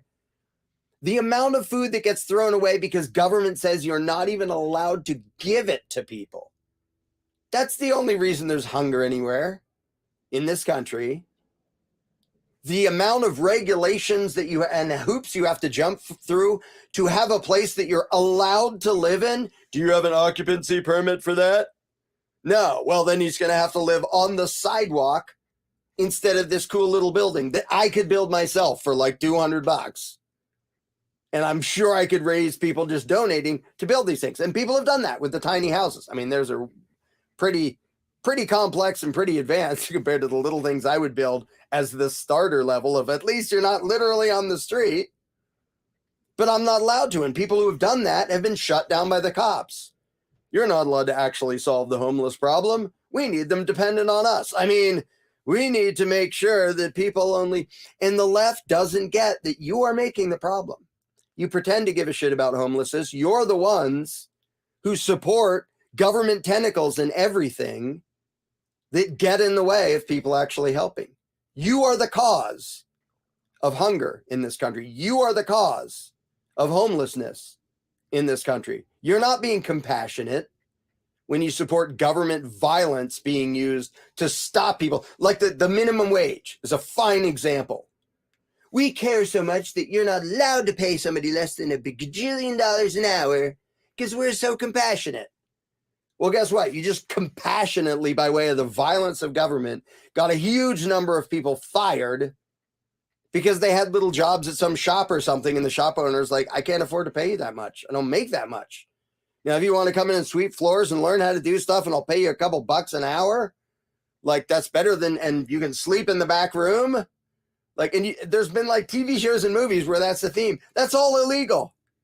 You're not allowed to do that. Yeah, he can sleep out there in the park and hope he doesn't get killed or die of pneumonia in the middle of winter. But it's illegal for people to voluntarily trade if it's not above the level that the leftists decide should be the minimum. And it's illegal to say, well, you can sleep in the back room. This place is zoned for business, so we don't have an occupancy permit. So it's illegal for me to say, you know, we'll set up a cot and a sleeping bag in the back room. You know, if right now you're sleeping on the street, at least come inside. And, you know, we're climate controlled in here. It's actually warm in here. You'll be okay. Nope, that's illegal. We can't have that because government said you're not allowed to. The political left did that. The political left is responsible for homelessness and hunger, and they don't frickin' realize it. And most of them don't frickin' care. And it's the same thing with the conservatives. They are the cause, by way of their political beliefs and advocating government violence, they are the cause of most of society's ills. And they don't want to know. And the reason I say that is when I pointed out and I explained why the war on drugs is heinously evil. And it's not because I'm in favor of people being addicts. I never drank. I never smoked anything. I'm boring as hell. I've never done anything that counts as narcotics or even alcohol or cigarettes. So no, it isn't because I just want to go get drugged out of my mind. I think a lot of people are harmed by addictive substances, especially alcohol, which is worse than almost anything else. And yet, I recognize that I don't have the right, by way of myself or by way of government, to violently tell people what habits I think they should have. And the conservatives who do think they have that right, first of all, are anti-freedom. Second of all, are creating the problem they then complain about. And it's sad to watch. And it's almost entirely because of the remoteness of the consequence from the cause, so that most people will cheer for this garbage, like the enthusiastic young people cheering for socialism, and too oblivious to like open a freaking history book. See how this turns out literally every single time it's ever tried. Well, no, they just didn't do it right. Okay, shut up. Go over there, try it yourself. When you're on the brink of starvation and realize how stupid you are, then come back and figure out why mutual trade and ownership and having mediums of exchange is really important and allows for a level of comfort that is 1 billion times anything that your collectivist BS could ever create. But it's so sad to watch the political left and right causing these problems, and then half the time they literally blame it on freedom. Like the left supports all these government regulations of everything under the sun. And then when there's hunger and homelessness, it's hard to get a job. Everything costs way too much. And they blame it on corporate greed because they don't understand anything about economics. And they don't need to, because the consequences, they don't see the connection. So they keep cheering for what stabs them in the back and everybody else, but it stabs them in the back too. And they don't recognize it. All those liberals out there complaining about the high cost of things. You did that. I mean, Trump and his supporters did that too, but you totally did that. You supported the thing that was inevitably going to lead to exactly where we are now. That was you. And you can whine about, it must be because somebody's greedy or somebody has something that I'm entitled to. No, it's because you were stupid and fell for a lie. And then you helped make these problems happen. So it's a little bit frustrating when the people who actually recognize the cause and effect, and the people who understand economics and understand human nature and realize why, yeah, the welfare state doesn't actually help people. It destroys people's souls. But we have to make sure there's a safety net. Yeah, but that isn't what it is. It's a safety bog that people get stuck in until they're helpless and hopeless and their souls are destroyed. Also, you can pretend to feel good about how generous you are. So that's just kind of the nature of reality. Sorry, if you were hoping for my great solution, there kind of isn't one, other than people understanding things, which they don't even want to understand it. They want to be led around by their feels. They want to cheer for whatever political garbage they think is a good idea. The closest thing I have to good news is when people figure out that authority is a lie and that government power is automatically illegitimate and inherently bogus, then they can stop creating the problems, because there won't be a government through which their bad ideas can be forced on the rest of the world. And that is why my entire focus is trying to get people to give up their statism and stop thinking it's okay to force your crappy, ignorant ideas on the rest of the world by way of political parasites, because that's not okay. I don't care if you're conservative, liberal, progressive, moderate, communist, fascist. I don't care what you call yourself. It's not okay to vote for a master for other people. It's not. And it's the cause of the vast majority of society's ills. And that's you. So my question for you that I will end with is, do you actually give a crap about justice? Do you actually give a crap about people suffering, poor and homeless? Do you actually give enough of a crap that you dare to back up and check to make sure you're not the cause of it? Or is your only focus and your only real care feeling like you're one of the good guys? You don't really give a shit if you're advocating things that are destroying people's lives, getting people killed, having people suffer horribly, destroying their entire view of themselves and their families and society. As long as you can tell yourself that you care and you're the compassionate one. So, yeah, this is, you could take this as an insult or a challenge. Do you dare to back up and check and make sure that what you're advocating isn't the cause of the problems you're whining about? Because if you're a conservative, it is. If you're a liberal, it is. If you're a voter, it is. You're the problem. The question is, do you dare to back up enough and check to actually stop being the problem?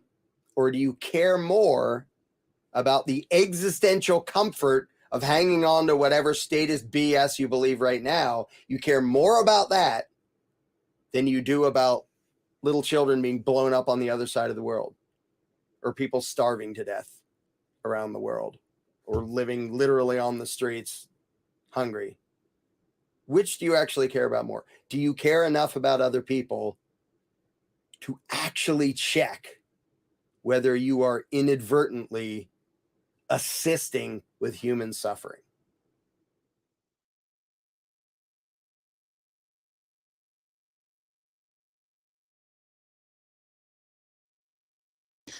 All right.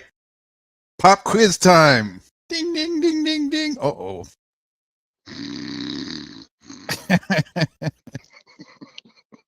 Bet you weren't prepared for this one. It's only one question. What's that? Just one. Oh, you're awake? Wait, yeah. I want to pass my third grade. All yours.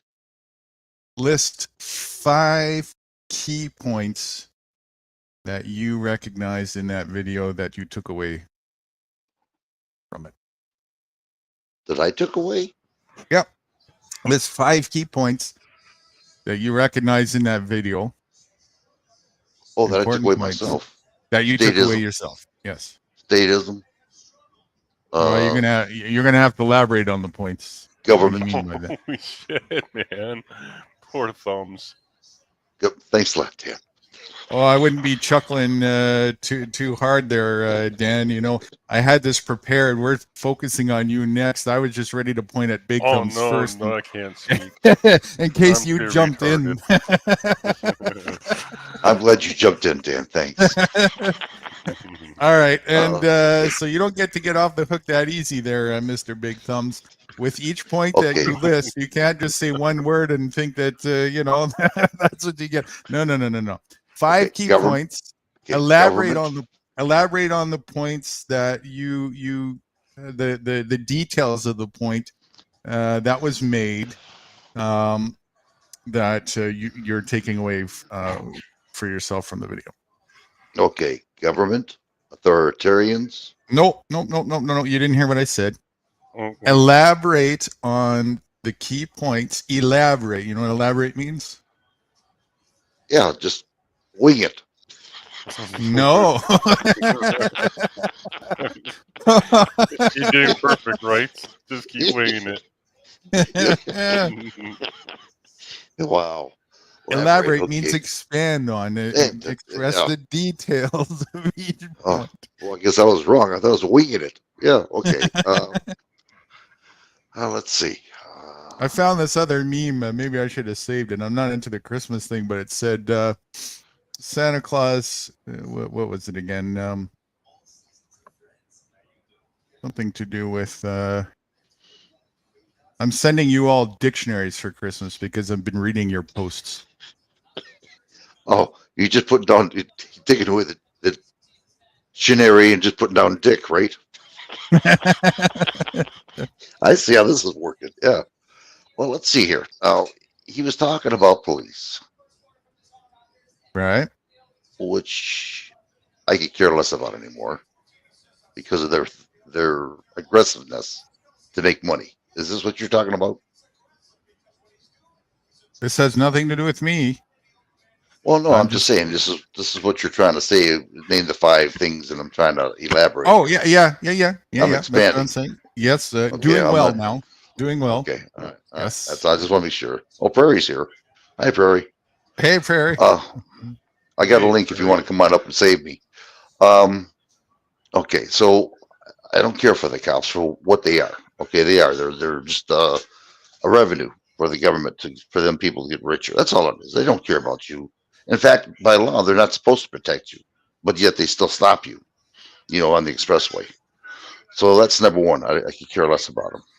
All right, they're just a organized crime mafia gang, who collects money for the elites or for the whatever cities. For their paymasters in themselves. Well, that sounds better. I like that. So what's the other one? That's one. That's one. Okay. Okay. The other is people believing, which I don't do anymore, in their government. It's a big facade. It's a fake. And people believe in it. I don't believe in it anymore. I'm getting away from it as much as I can. Like you said, the holidays, they're telling you can't do this, you can't do that. That's bullshit. It's called freedom, not freedom of range, but freedom. You know what I mean? If I want to give somebody a sandwich, I should be able to give it to them without saying, well, you can't do it. It's bullshit. And everything's basically money. Well, you need a permit to do that. What, to give a person a sandwich? Bite me, This man's hungry. You want to have him starve than me giving him a sandwich because it's a law? There's no law. It's commands and demands is what it is. They don't associate with us, our government. So that's number 2. I could care less about the government, the tyranny. Okay, now point to the specific part of the video that is in that you're taking away from that is in reference to that. Oh, Maybe a couple quotes or something that he said or whatever. What is it that you're recalling from the video that's... well, when you're doing that, when I was listening to it, I had to remove some of the videos because the time was getting close, it said. So I was moving it. Okay. But I was listening as much as I could. On StreamYard. Did you just make a confession there, Rights? Mm, That sounded like a confession to me. it was. That's number 3, right? Is that number 3? So how much of it did you actually truly Well, I was hear listening as much as I heard about the sandwiches, and I heard about the government tyranny. That people believe in government, but it's their own damn fault. Like the drugs, which is they're right about. This is what gets me mad. They legalize drugs not because they want to, because they get income tax from this, just like booze. They don't want the mafia. I'll tell you why they illegalized it. I'll tell you why they truly illegalized it. They illegalized it so they could have a monopoly on it. And thin out the herd, I would say, too. Because it's not just marijuana they're doing. They're doing hard shit. That's the ultimate objective behind all of this stuff. But, at least as we speak, right? But as far as tactical strategy goes, the methodical, what's the right way to put that? The psychology behind it is to have a monopoly on it. That's the only reason why you ever make something illegal, is so that you can regulate it without uncontrolled competition. You're going to have competition anyway. Can't get away from that. Mm-hmm. Right?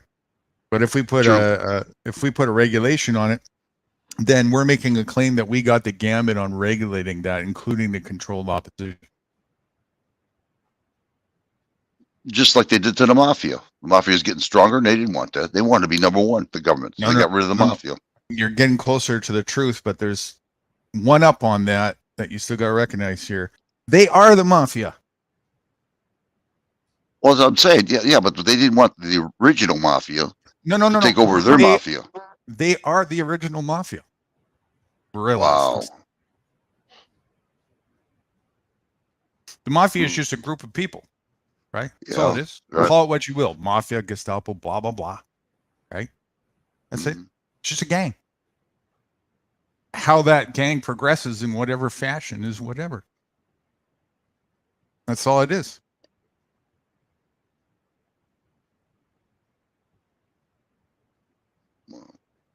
That's the direction you take with capitalism, right? And corporatism. That's the only logical direction that you take, is ganging. Because in capitalism and in corporatism, the idea is to own and control. And you can't do that if you got somebody dominating over you. So what's the solution to that? Don't do it. No. Completely block them.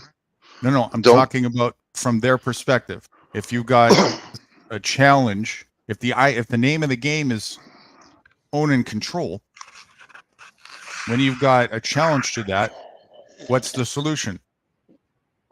Walk away from it. No. Beat her up. No. I don't understand. Okay. We're talking about in their view.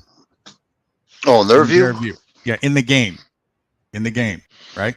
If you're playing the game of ownership and control, and you've got competition in the game, you get rid of it. You get rid of it. And how do you do that? Distinguish it. Totally. Make laws. Right. Commands and demands. I'm not saying laws anymore. I'm not saying rules. It's demands and commands. You rule over it. You claim dominion over it. And you can back that up through force with teamwork. Mm-hmm. That's the corporate mindset. Why do we have to call them laws for? And rules? Why don't we just call them command and demand? That's what it is. They're commanding us to do it. Correct. They're demanding that we listen to their fake laws. Correct. And the rules. And the reason why to answer your question, the reason why they semantically changed that is to make it less noticeable. Wow. And if you don't know you're being forcefully ruled upon, and if you think it's for your own good, you're more likely to be in advocation of it, right? Mm-hmm. Pretty simple. Well, he also said that. Go on. If I can brainwash you into a deep enough state of trance to give you cognitive dissonance about that, I don't even have to do any work anymore. I can make you be the ruler for me of the domain. I can make you do my dirty work for you. I can make you enslave yourself. Bootlicker. And this is why people fall into it. Yes. I don't want no drugs out in the street. Don't worry about it. We're going to regulate it for you. We'll do it for you. Yeah, right. Right. The peoples are the ones that are screwing themselves listening to the government's bullshit. Right. Did As I if pass? it's any of your business what somebody else has put. Well, you passed that. We're going to get back to it. You did 2. We got 3 more to go. That was 2? That was 2. Don't think I didn't forget. Okay, go on. Or don't think I forgot, Wrangler. Rather, shit. I thought I covered all the bases, but go ahead. Yeah, go on. Ruse high on berries. What's that? Dan? Ruse high on berries. Always. Always. Hey, we're in grade 2 now. Pull up your pants. Pull up your depends. Pull up your pants yourself, right? Yeah. Kind of soggy, but they kind of ripped. It's time to at least button the pants yourself in grade 2. I hope we can at least got that far, you know? Well, okay, we got government. We got, the military. Mm-hmm. There you go. There's another one. What about? See, I was listening. See, off and on. I was listening. It is true what they say. You know, like me, I got duped into believing that we're doing this for freedom and democracy, going across other countries. And what we're really doing is supplying the oligarchs more money, more power. And we're fighting for nothing. People coming back in bags and 6-foot boxes and half blown apart. And for what? For their greed. And then we get blamed for everything, America, because we're forced to go in the military and do their bidding. The oligarchs. Bullshit, you're forced to go in the military. You were correct until that last thing you said. No, we are forced. I mean, believe me. Thank you, brainwashed. But thank you. That's even better. Thank you, Dan. That's more correct. Dan, well, stop giving him the answers. You're going to get paid well, believe me, Dan. But anyway, yeah, we're brainwashed, and we're the bad people. And I can see why other nations hate us, because we stick our freaking nose into something that we shouldn't belong to. They should have the right to run their own people, not us. And it's just not working that way. And all it is a power grab. And it's not even that. Well, then what is it then? No, you're right what you're saying. But it's not even that they're just trying to force control over the other nations. Is that they're literally going in there, right, under the excuse of a false flag narrative, obliterating everything in their path, including themselves, for nothing but their own corporate greed. And a shit show. Right. For your entertainment only. Right. And of course to thin the herd. So yeah, it's not just going in there and we're it's what do you call that? Martial law. Everybody's locked down. You just have to. It's our rule and blah blah blah. No, that would be a soft. That would be nice if that was just the case. It's not even close to that. Military is literally going in and just knocking the teeth out of everybody in their path, right? Mm-hmm. And playing it like a fucking video game while they're doing it. I've got tons of video documentation of troops in their helicopters and on the field that are killing civilians like it's a video game. Just doing their job. And racking up points like it's a video game. Literally calculating points and having bets. Who's going to win in tomorrow's video game? And putting competitions up.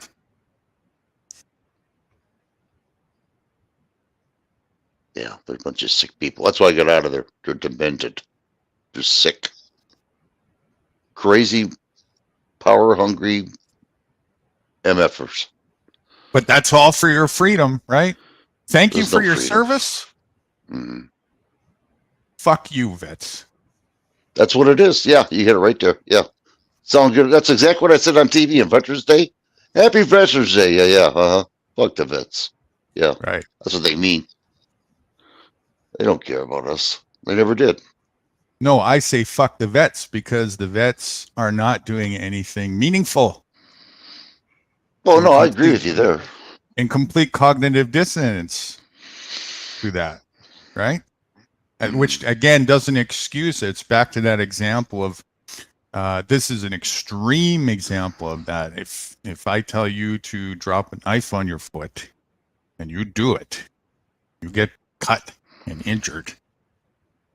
Don't point the finger at me. You I did can't say screw you, guru. Look what you did to me. Because I listened to you. Yeah. Okay. I understand. We got Ashcan in the house. Put him up. What's up, Ashcan? Ashcan? Yeah, that's his pseudonym. We call him. Oh, that's okay. I got it. Yeah. It's a shame. Come on up, Ashcan. Listen, Shane, come on up. You got me saying it now. I got the link up there. See it? Come on up. More than welcome. Welcome aboard. You too, Furry. Come on up. That's who you were, the panel you were on. Yeah. And myself the other day. Jeez, I'll never forget him. Coming back. Yeah, Ashcan was live the other day. And saw quite a few faces from back in the day. In his damn, he did good too. He had 125 viewers. Oh, that's damn good. Is he in Ottawa again now? No, he's right on the east side somewhere. Nova Scotia, isn't it? Is it Nova Scotia? I think you're right.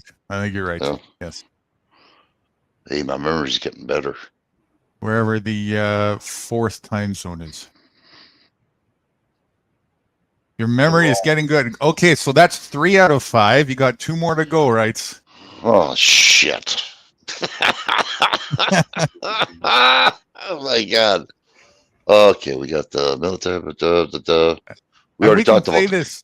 We can play this video again, by the way, which I reckon we probably should, But anyways, I'm going to keep you on the hot seat here because the real learning lesson here is when Nudie puts something on center front stage, you probably need to pay attention to it because there's a reason. Well, I want to make sure that you didn't get kicked off with the, the videos that you have up here. And shoot, I forgot about that. Don't worry about that. I got that covered. I'm always watching that so that you guys can just focus. I got your back on that. I'm always watching. Yeah, I'm always watching the live on YouTube and seeing if it does that. Does what? But, no, I'm at the time. On StreamYard, it was getting up to that 50 hours again. Oh, that thing. That's what I was doing. Yeah, I says, shoot, and I'm glad I did check it. So are you short? Are you short on hours already, or how many do we got? Yeah. Not now. I'm not. I'm all set now. Oh, okay. So you deleted. That's what I was doing. Yeah. Oh, yeah. And go on. You deleted some because your memory's getting better and you remembered to forget to remember before we started the stream. So at the expense of not seeing some of the video, you deleted some while we were showing it.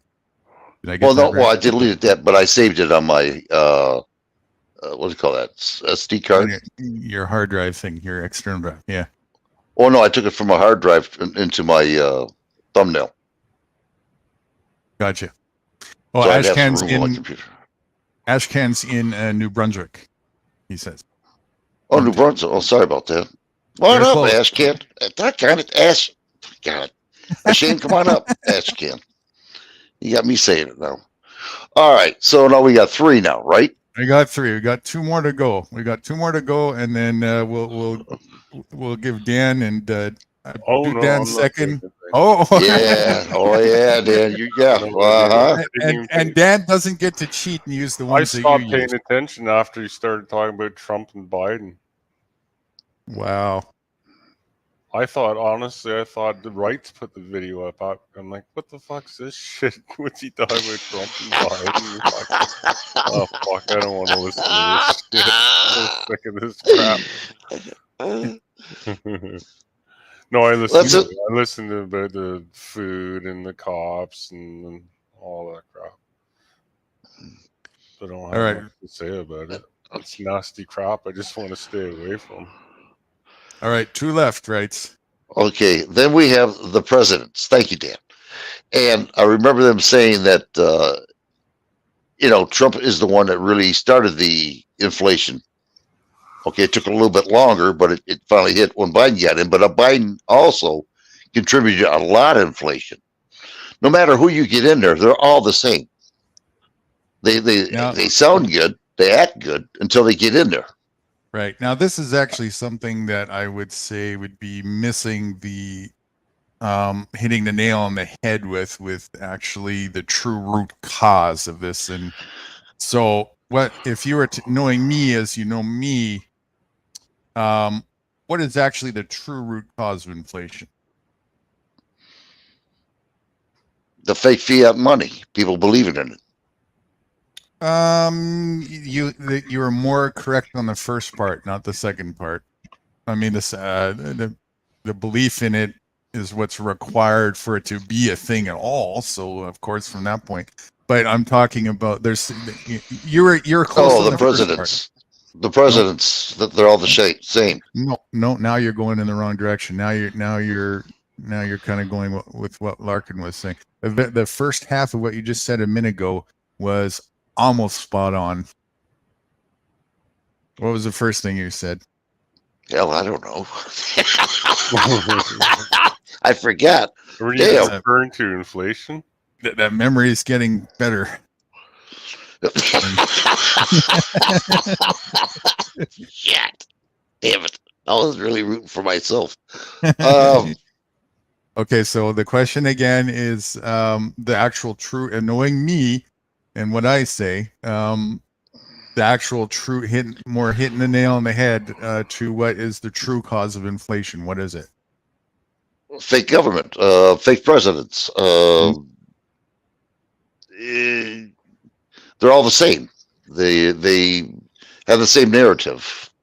I have to get me one of those. You remember the game show Family Feud? Yeah. Oh yeah. My wife watches it. Yeah. You know the sound that it makes when there's no answer on the board? Ding.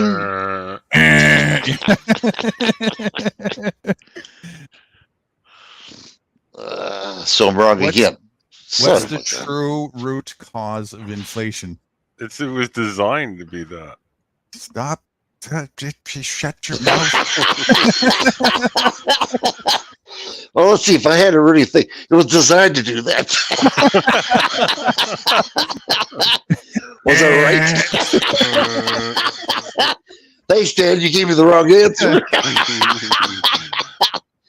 Yes. What is the root? The true root? Because people believe in it. No. You're backpedaling. You just had it. I went, but I was being facetious when I went. Okay. Is that something neat? Okay, so it was designed to fail. It was designed, no, not to fail. It was designed to. Inflation is integrated with the design. You want to say that again? Inflation is integrated with the design of the current monetary system. There's no getting away from that. Can't have one without the other.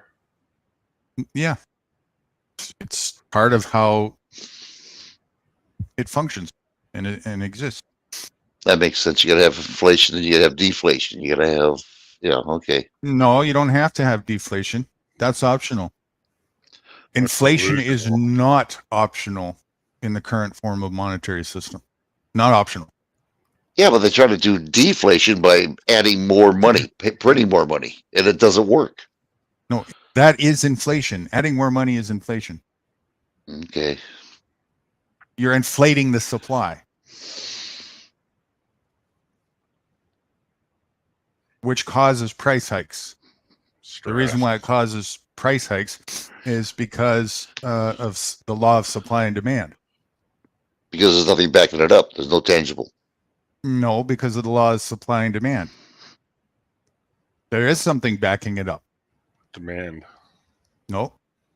The belief in it. That's it? Just a belief? Just a belief in it. It's that much on a thread. Like you were saying, if everyone stopped paying their mortgage, kind of theory. Yep. If everybody looked at the dollar that they hold, this piece of paper, recognizes it's got a picture of your oppressor on it saying, fuck you, you're an idiot for using my money that I'm enslaving you with, and just said, fuck you, we're not using these little notes, it's over. Bye-bye monetary system. That's all it takes. Oh, would that be nice if people would do that? I don't have a garden. I'm hungry. I could starve. And there you have the reason why people aren't going to do that. On it, yeah. Yes, because people are so dependent on it. Okay, so you could actually say, in addition to that belief, the dependency on it is also backing it up. Because people are clueless how to function otherwise. Mm-hmm. That's what's backing by design. By design, yes. It's all by design. What a design it is.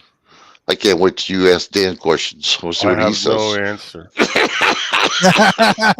I didn't answer questions. That'll be his. Yeah. Answer. I don't answer questions. I don't even like Dan, asking them. I shouldn't do this, but I'll give Dan a head brownie points pass for getting it's built into the design thing, even though he gave you the answer, right? Well, he's in 6th grade. I'm only in 2nd. Yeah, 7th grade. Okay. Oh, 7th grade. Excuse me, 7th grade. We got a 7th grader helping a grade 2er cheat. Thank you, Dan. No problem, right? All right, so that's 4, then, right? That's 4. One more. Poor gosh. I have no clue either, right? So you're not alone. Thanks, Dan. You got me on a roll that you quit on me. Let's see. Your exit pass could have been just, I'll learn my lesson and know to pay attention better next time. Let's watch the video again. I mean, that could have been. Well, since we're on number 5, we might as well finish the, Well, I was doing a good deed. I was trying to, clear it out so we wouldn't lose them. Okay, I just can't win. My fault. Let's see. Okay, we got that. We got the people itself. By the people way, believing. This may or may not be a little bit of a get even for the beginning of this live stream thing that you were trying to do. But anyways, keep going. It's the people itself that's creating all this to themselves. If people didn't believe, we wouldn't have a government. We wouldn't have this fiat currency. We wouldn't have wars go to, in the military. Hunger. If people just quit believing and just went off the grid, what can they do? So there you go. So the people are doing it themselves is definitely, or the fault. That's actually the even the title of the video. Is definitely a takeaway narrative, and probably the most key takeaway narrative from the entire rant that he did. But elaborate specifically where he went with that focus, so that it's not just a rights is transmuting it into something he already realized its point. Here I thought I was doing good. Shit. I was impressed.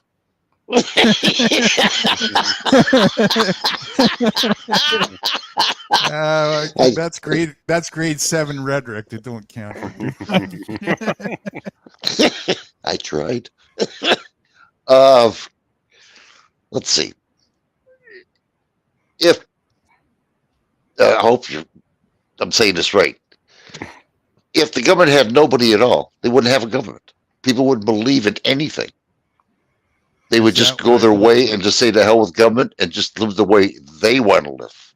Is that what Larkin said? Well, it sounds about right. Is that what Larkin said? Well, I think he did. Not in those words, he didn't. No, not in those words, but I'm just trying to break it down for him. Break it down for me. Again, your point isn't incorrect, but what we're doing here is we're trying to focus on one last key point, and you had the start of it, right? You had the start of it, but a little bit more elaboration on what Larkin was saying that had value. People cause their own demise, their own troubles. How? By listening to the government's bullshit. And doing what? And following their orders. Following their orders. Contributed. Thank you. Contributing. Yeah. Consuming. Right. Contributing how? Shut up, Mr. Grade 7. I like that. I'm glad you showed up, Dan. Well, contributed by listening to the government. To the government says something, they do it. They don't question the government. They just do it. And then complain about it. Oh, the government's no, the government didn't do it. You believed in it. You did it to yourselves. Right. Okay. So you did it to yourselves. How? By listening to the government. And doing what specifically? Well, if I gave you a sharp knife and I told you to put it on your foot, what would you do? Unmetaphorically, more literally. I mean, whose fault is it? Did I pass? You're 80%. Just you said one of them. Two more things that people do. Two more things that people do. Specifically, that is why it's their own doing. Well, one, they believe. Two, they act about it. When the government says something, they just do it without any thinking about it, and they complain I'll a qualify lot. that. I'll qualify that. That's obedience. Okay, so Okay, obedience. All right. Obey. Okay, so one more. What else do they do? Obedience. And they complain. No, well, they do that, but as far as them actually is the reason why they're the problem. Complaining doesn't solve anything, but that's not really the root why they're because they back the government up. How? By fighting with each other, fighting among their peers, the constituents. I'm getting close. I know I am. I can feel it. The government creates chaos. Okay, I will give you no hints. Government creates a narrative. People follow it. We already said obedience. Right, but people act to the obedience. For instance, obedience. Go ahead. Well, shit. Now you get me all totally screwed up here.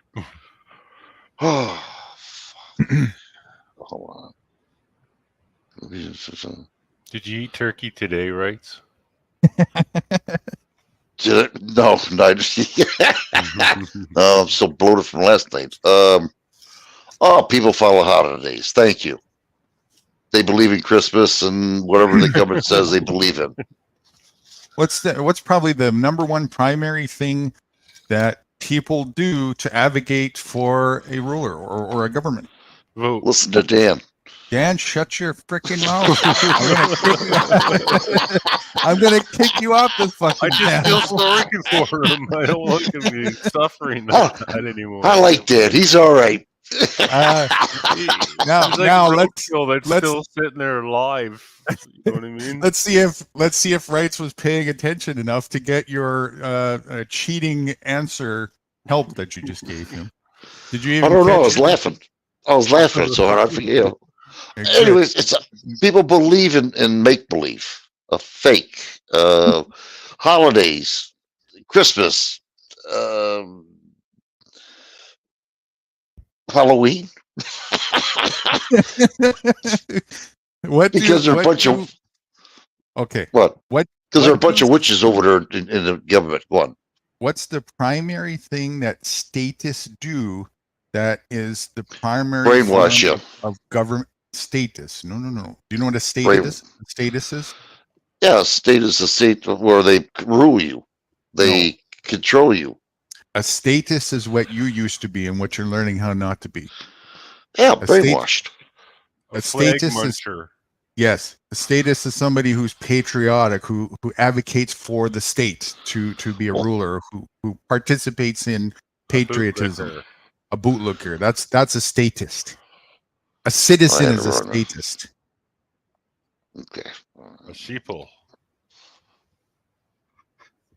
Well, I'm not a sheeple is a statist. Okay. I love sheep. What's the number one thing? And think back to your own days. What's the number one thing, primary thing, that statists do that advocate for statism itself and to have a government and ruler? Brainwash you. Listen to my question carefully. What? That's our thing. Go on. What's the number one thing that statists do? What's a statist again? Oh, we follow. We kiss their asses. I mean, we lick their boots. Okay. A statist is what you used to be, what you're learning how not to be. Right. Okay. Statist is somebody who advocates for statism. What's statism? A bootlicker. Statism is a synonym for patriotism. It's a synonym for nationism, for having a nation. Muncher. Yeah, flag muncher. The idea that there's a state, a government. Statism is the avocation of government. Believer, would you say? No, I'm talking about statism. There's a difference between. What's I'm saying? Listen, I'm talking about there's two things here. There's statism and a statist. Okay, statism is the category. But I'm the statism. Statism is the ideology. Okay, the ideology of having a government and a ruler and democracy and all these things. A statist is an individual who advocates for those things. That's what you used to be. You used to be a statist, a patriot, statist, whatever, same thing. You didn't have to cuss at me, but okay. Damn. Getting rough in this. Okay. He's married. Well, he already takes it at home. He doesn't need it from you, too. Teaching everyone how to do off-grid laundry tonight.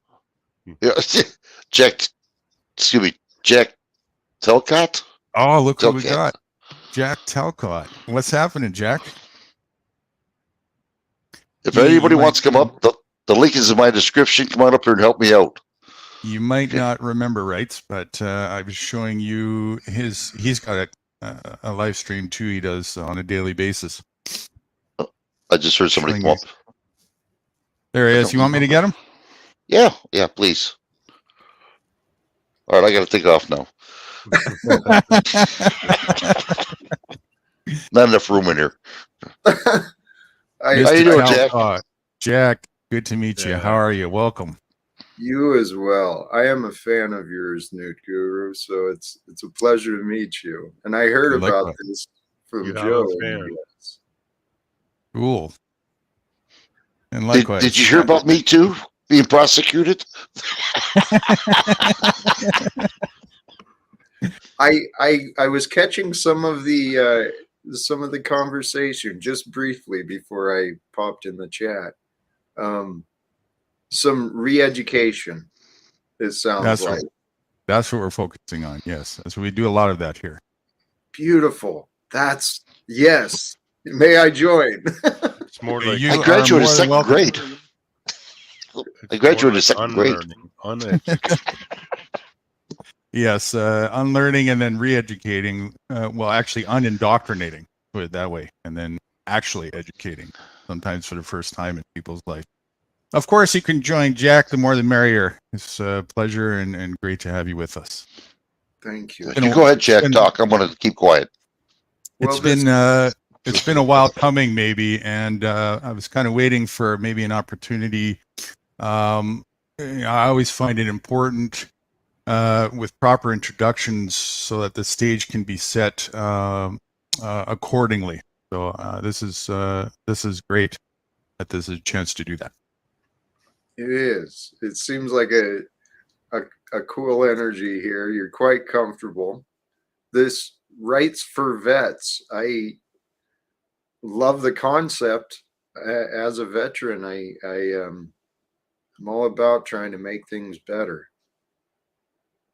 And Nude Guru, I checked out your website, and I was looking at some of your stuff, man. I'm very interested to learn more about you as well. What all of you guys, if I may. Sure.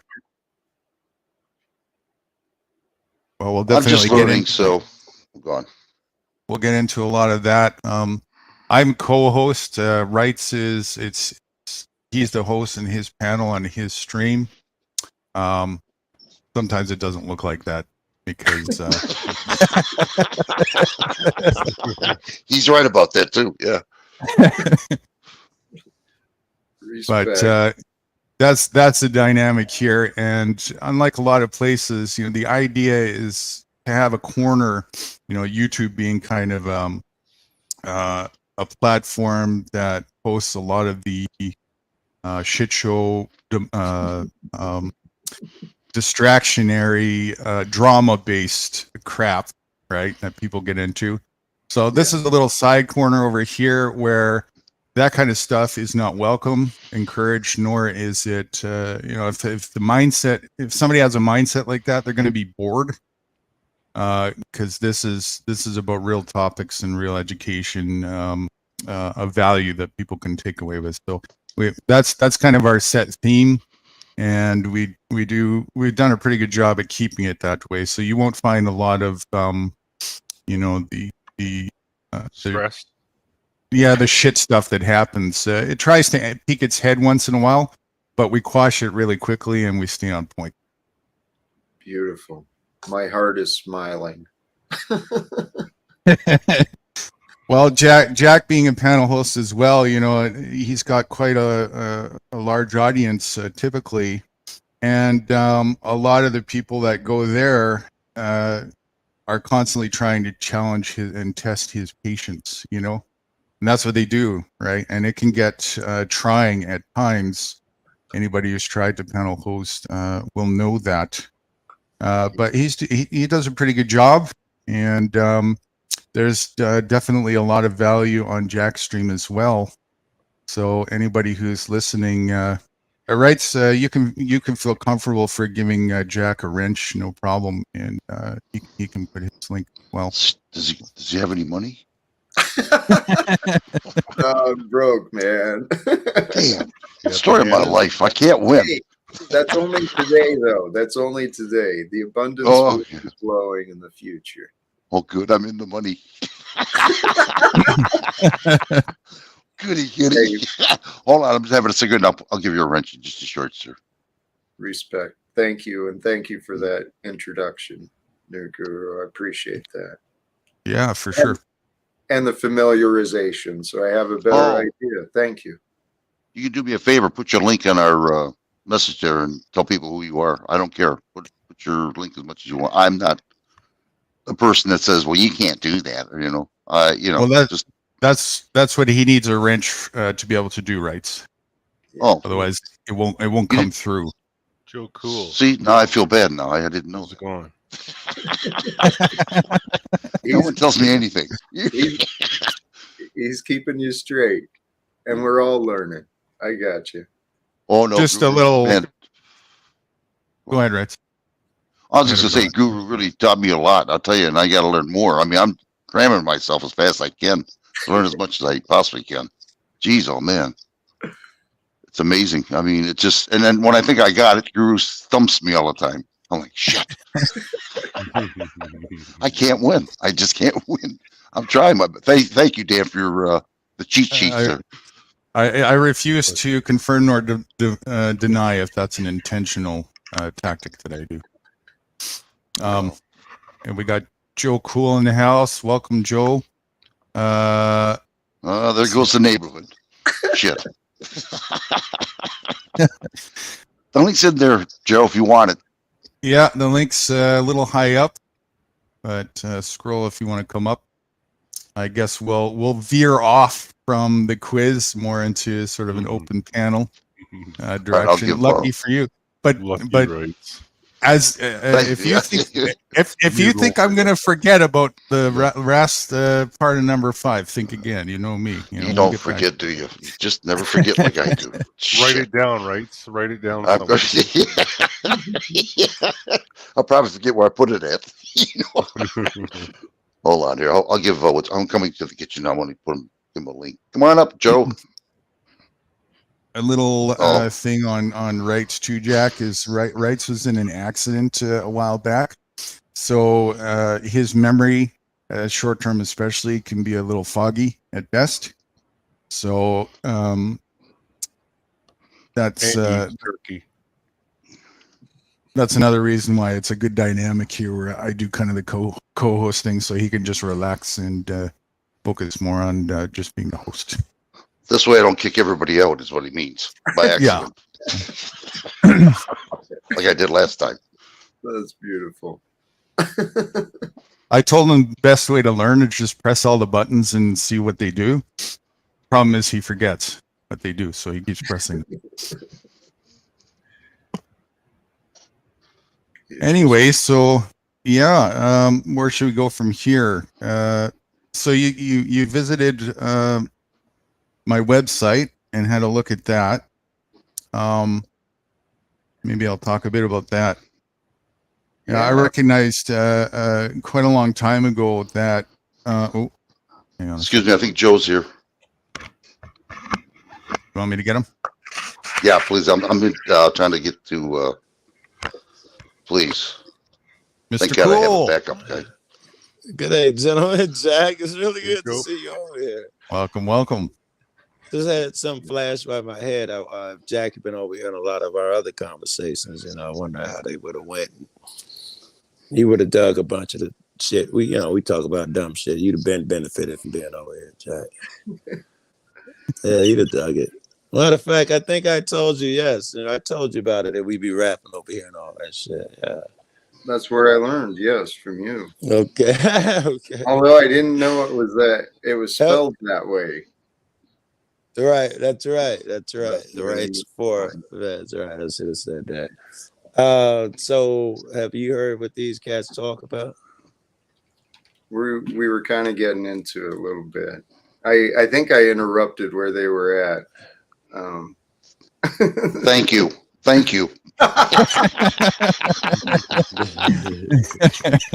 You lucky dog, you. Yeah, he's the man. I'll tell you. I like Jack. There you go, Jack. He got it. You should get it. Did you get it? Yeah, I don't know. If you post a test message, and it'll show you there. Thank you. Okay.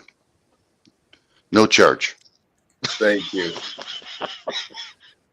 You're not learning the capitalism thing very well. You see, he forgets so quickly. I'm sorry. Joe, can you pay his bill, please? No, I hate capitalism too. I'll let you guys talk. I'm going to listen now. Go on. Well, I'll say this about Jack as well. Jack is definitely not an advocate for capitalism and corporatism. That's something we definitely see quite eye to eye on, which is quite interesting. There's some people on his panel that are quite an advocate of, and interesting to see and hear some of their reasons to back that up. But Hey, Jack listen, also. wait. I missed the first part of that. I don't know if your mic's popping or my internet's shitty. You said one thing about Jack, pop, and then you went on and said, I don't know about the people think about that. I didn't catch one thing about Jack. Sure. Capitalism. Yeah. You oppose capitalism. Okay. Yeah. Right. Is Something that that my internet that shitty? My yeah. picture's jumping. Unless if nobody else heard me. All right. I mean, I'm looking at my picture jumping. It's acting really weird, but it was doing that yesterday. All right. I'm sorry. Yeah, so Jack is definitely not an advocation for corporatism and capitalism. We definitely see eye to eye on that. There's no doubt about that. Yeah. And one thing that's a little bit interesting, Jack has kind of an activist mindset as well, but in a different direction that I would tend to advocate and focus on. That being said, I'll let Jack speak for himself. Jack kind of has some ideas that he would like to take going into a certain directional area. So why don't you speak a bit about that, if you would?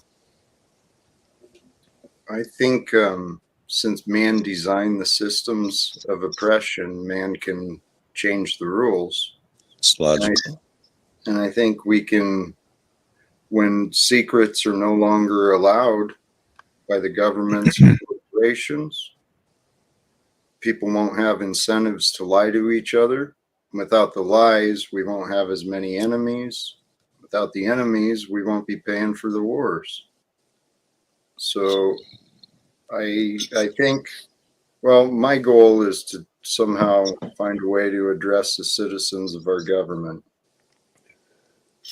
Talk to them about the benefits of peace, equality,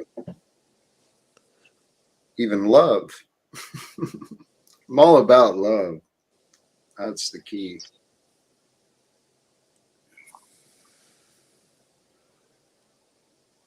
So his go ahead, Jack. Don't interrupt. No, actually, I'm actually having a moment here. I don't know what it is. If I haven't, I don't know if it's lack of food or what. I feel like I need to go lay down. Oh, now I'm gonna be fucking concerned. No, I'm good. I'm just having some feelings. I'll tell you what, I'm gonna step out, go lay down for just a moment. I was gonna say, go drink you some water, man. Lay down. And if you don't text me or something, I'm gonna text you in a while, check on you. Peace. Thank you. I may hop right back if that's all right. You betcha. Yeah. Well, we're just getting started for the night, and we tend to go for long ones as well. So feel free to come back when you feel up to it. Awesome. Right. Thank you, guys. Hey, listen, Jack, if you're listening, when you wake up, just text and chat or something. Let us know that you're okay. All right, shit. If I knew it was gonna be just me and you, I'd have had a different gear in my head. I hope he's all right. I hope that it will be quick, and it'll be great to have him back again. For fuck's sake, I just assumed whoever that wasn't here. It's Dan. Hey, Dan? Joe, did you shoot your old lady? Dan, where are you going with your gun in your hand? Oh, that Dan. Yeah, man. Dan, the "Don't fuck with me, cops" guy that had the video in Ontario. Dan. That Dan. All right. Yeah, I remember you, Dad. Okay, Joel. Do you watch NBA basketball? Probably ain't seen a game in years. Right on. I will watch a little football. Last time I watched baseball was when we went to the World Series about 3 years ago, I guess. Who's we? Chicago. Oh, yeah. Cubs, because we had Sox too, but the Cubs finally went. Remember, after 67 years or so, it was great. That's why I asked, because Chicago's playing Toronto Raptors right now, NBA. Okay. No, I'm so not interested. I'm not gonna bullshit you, man. I like college football. I'd probably watch some college shit before I watch pro That's shit. too bad for you. Yeah. They fucking, I don't know, they try harder, bro. More is on the line in college, man. It's different. Actually, before shifting back to Joe, Wrights, you still there? Right here. Mm-hmm. All right, let's finish number 5. The one last point. You know, I ain't feeling too good. I gotta go. Yeah. Get some water. I feel lay faint. down. Yeah. You're gonna go stuck on I'm not quite feeling, but yeah, it must have been the trick you ate yesterday. Lack of food. You were so close. Just one last point there, Mr. Wrights. And Dan even spilled it for you, but I don't think you heard. Spill it again, will you, Dan? One last thing that statists do, and Joe, if you get it, don't give the answer. It's Wrights on the hot seat here. This is his report card test. The first one of grade 2. The primary thing that statists do that advocates for having statism and a government to begin with. They believe. That was not a horrible answer, but it's probably not gurus. So that's not horrible. You got to believe before you do anything. So I guess that's true. The one thing that if they didn't do this, none of it would matter at all. If they didn't do it, it wouldn't matter at all. Right, and it's to give you a bit of a fair thing on it. It's an action. It's actually that's a verb, right? An action. Yeah. It's a verb. Yeah.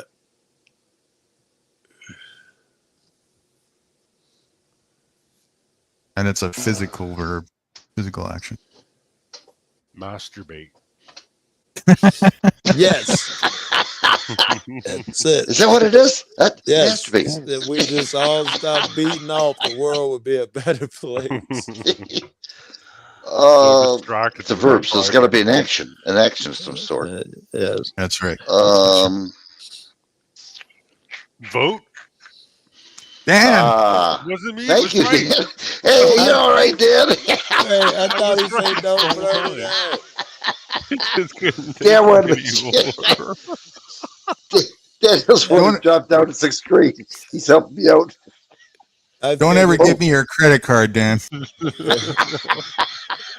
I figured vote. I never thought about that. I would never got it. Thank you, Dan. Advocate. Right.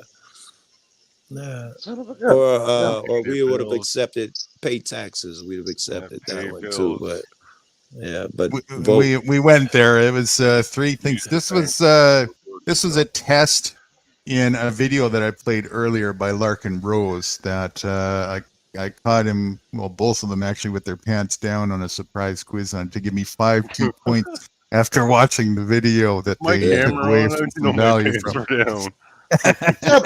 But I was trying to be a good guy. I was trying to, so the street wouldn't be kicked out. I remembered, and I went, never mind. Okay, well, I like that. All right, so vote. That's the final one. Okay, so now we can conclude that. All right. Rights, before you go, Thank you, Dan. I gotta test your student here. Your test isn't over. I gotta test your student here. However, this is not multiple choice. This is what do you call that when you write shit out at the end of the test? I forgot. Multiple quiz, multiple questions, multiple choice. Not multiple choice. It's when you answer in a long form. You give your thought on a thing. They got a name for that shit. But anyway, the question is, what is our solution to make a government that works? Guru is not allowed to help, of course. I wouldn't even think about forming a government. Seriously, not at all. Not at all. I'm listening, Guru. Do not guide help. I'm not interested in helping them cheat. Don't worry. I don't want to take a clue from your tone or anything. I wouldn't have a government at all. I would just say, just do what you guys want to do. Everybody. All right. I wouldn't. I wouldn't give him any rules, any essay commands. question. That's what they call it, an essay question. Let's see. All right, no rules, no commands. No rules, no commands, no government at all, no television, nothing. All right, the test is over, but now I'm curious. What happens in your little community of friends that you live in when someone crosses the line? What happens? You get rid of them. Tell them to leave. Oh, well, let's assume that you got a community of 100 people. Guy gets caught stealing. You kick him out? Yeah.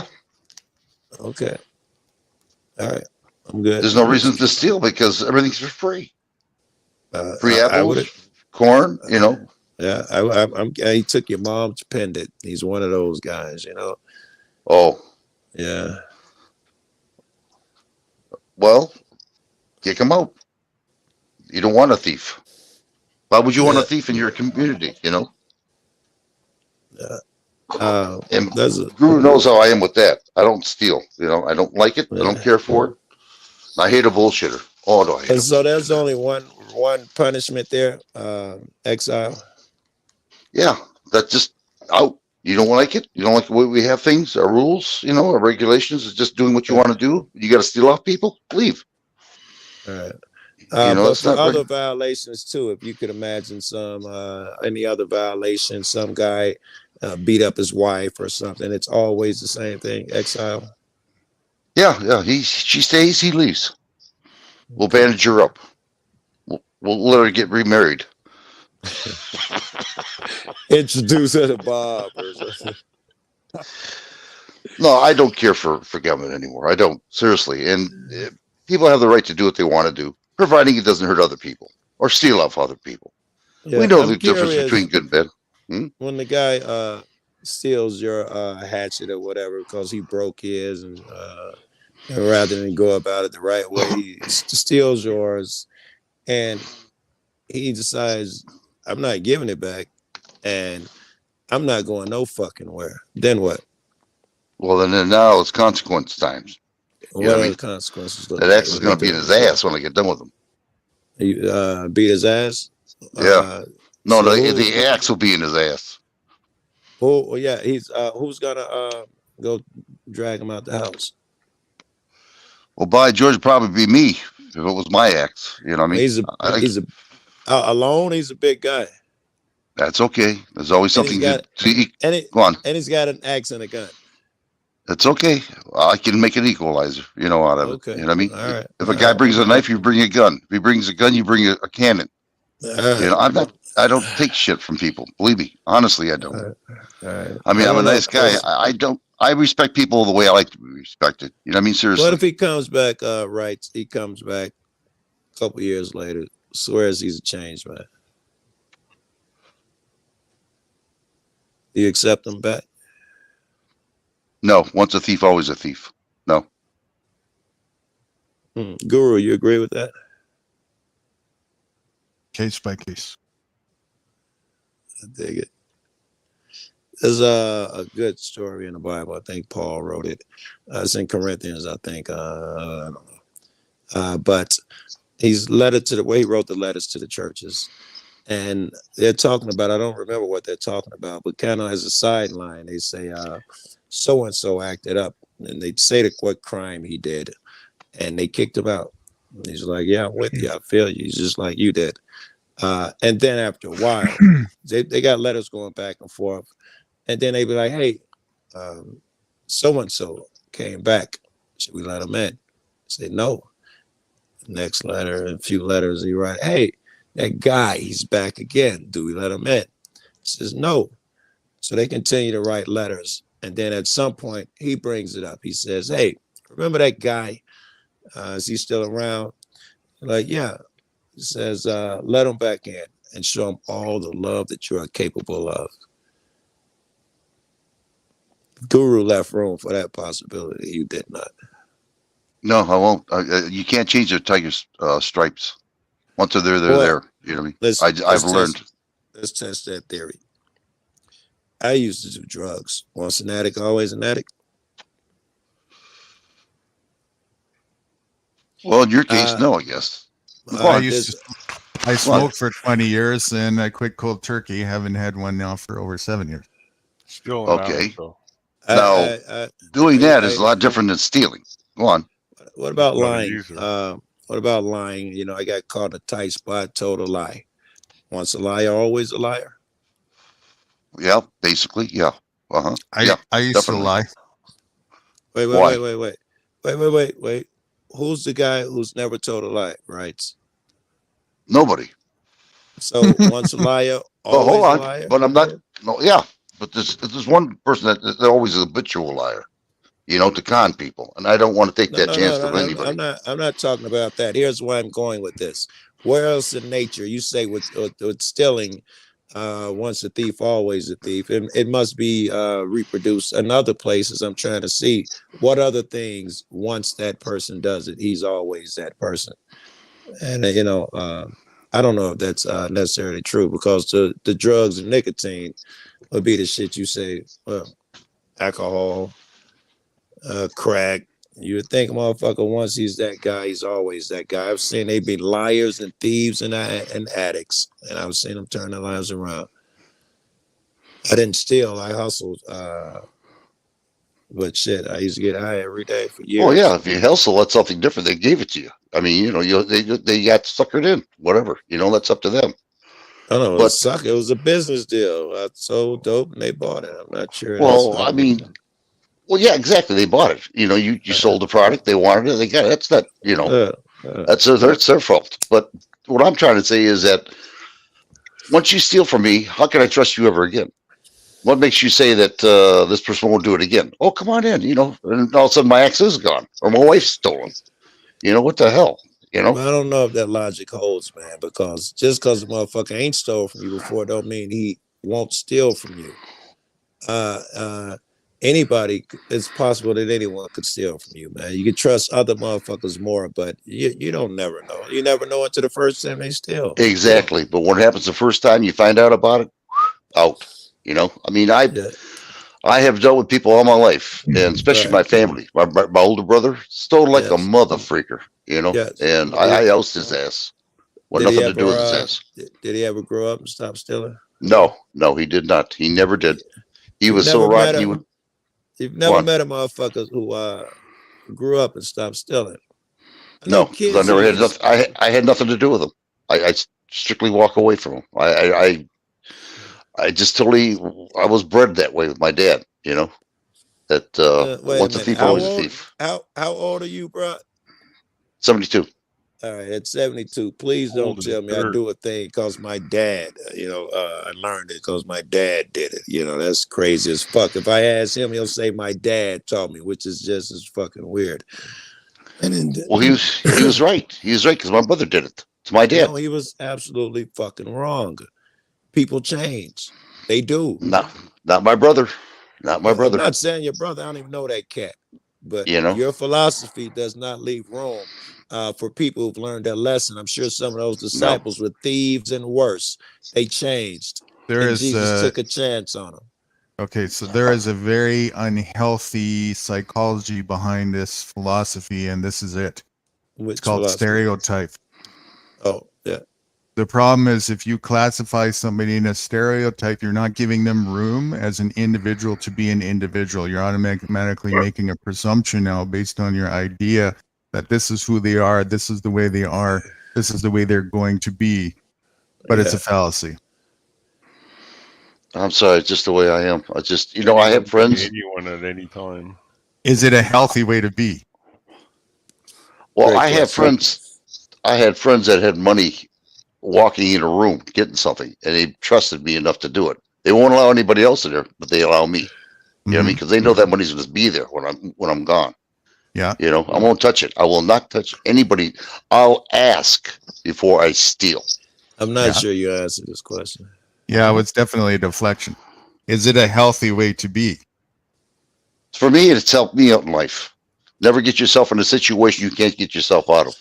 All right. You know I get the idea there is to kind of like block all potential. I think it does guard you, but it's overkill. I think it's unhealthy to like put this one-sided. This is the way it is on an individual for the life, and there's no chance for them for self-reconciliation, because people do grow, right?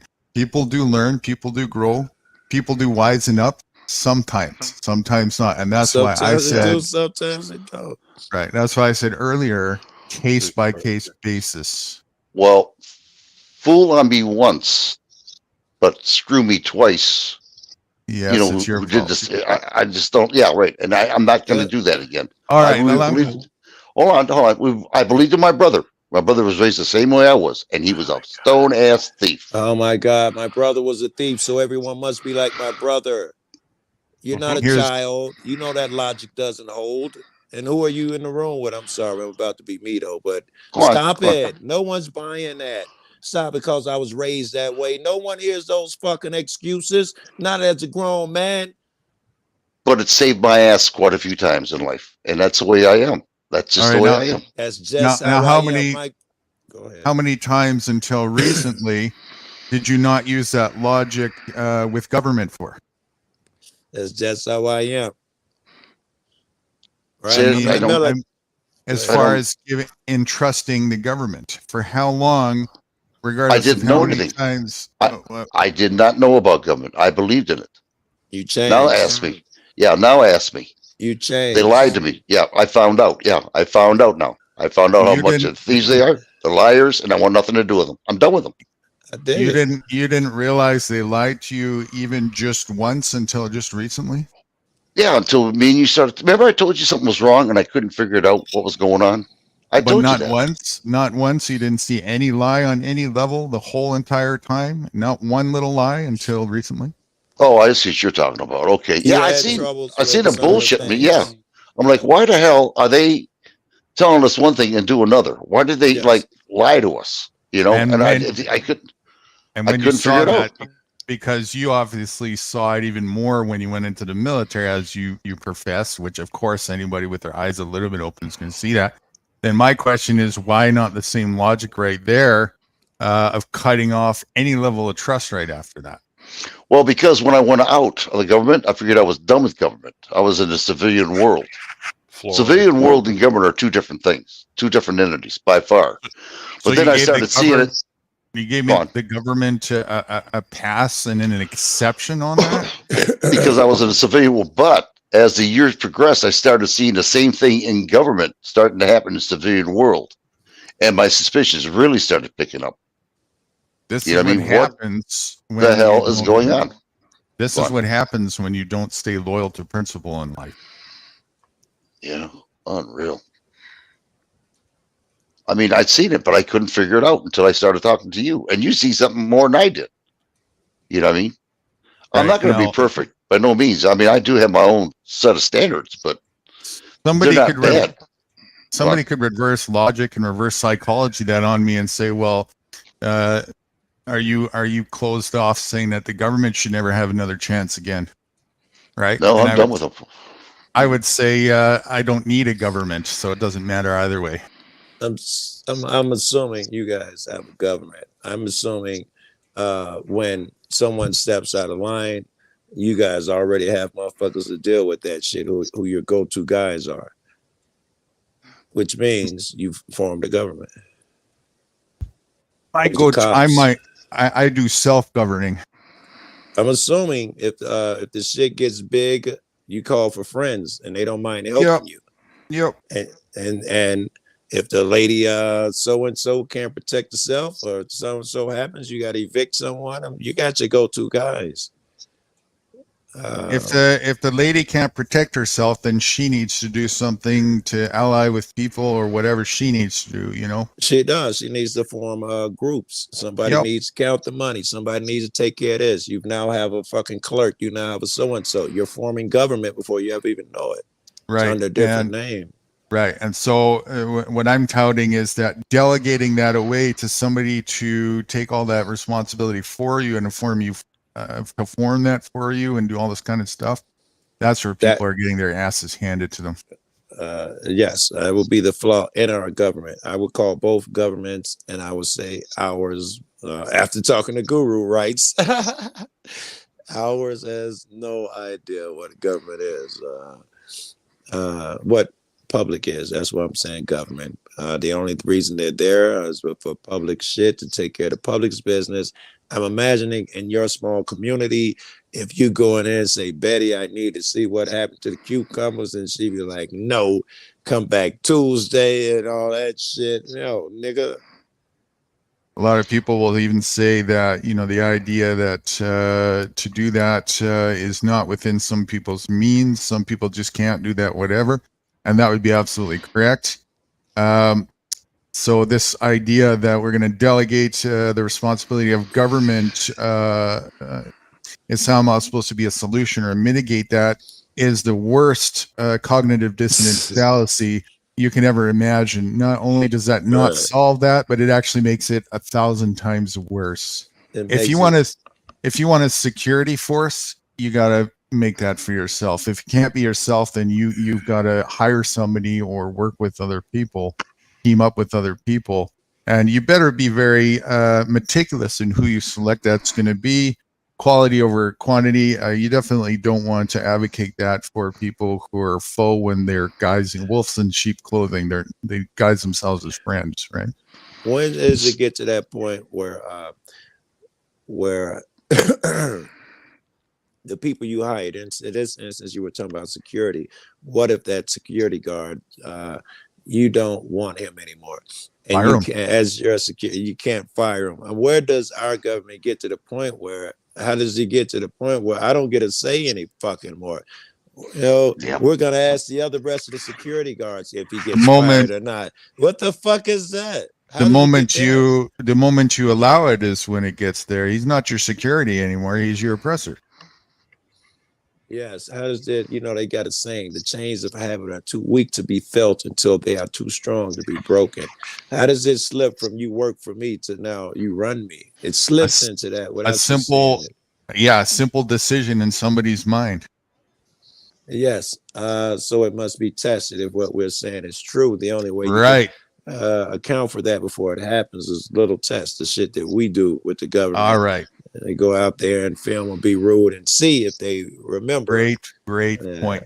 Great point. Now let's further that real quick to the psychology behind how you do the testing. Belief, trust, especially trust and faith, are not something that you use as compass tools when it comes to this. That's what people who are fools use. Right. It's what people show. It's as simple as that. So I'm not going to trust you to show up tomorrow morning. I'm going to let you show me based on your actions and make that as my discernment. My security guard should know when I come to him with these tests. He should have the same line of logic that I have and totally understand and be like, yes, this is the way the system works. I was expecting you. I got shit in line. You know, if we're on the same page and he understands, he expects that shit. Like you say, he's gonna do everything that he's supposed to do any fucking way. But if I come there and want to test him, hey, I want to see those numbers, or did you talk to so and so? When I know he did or did not, as a test, don't get in your feelings. Understand, it's nothing personal. Like I do that to cops. I intentionally say, all right. You know, you're good.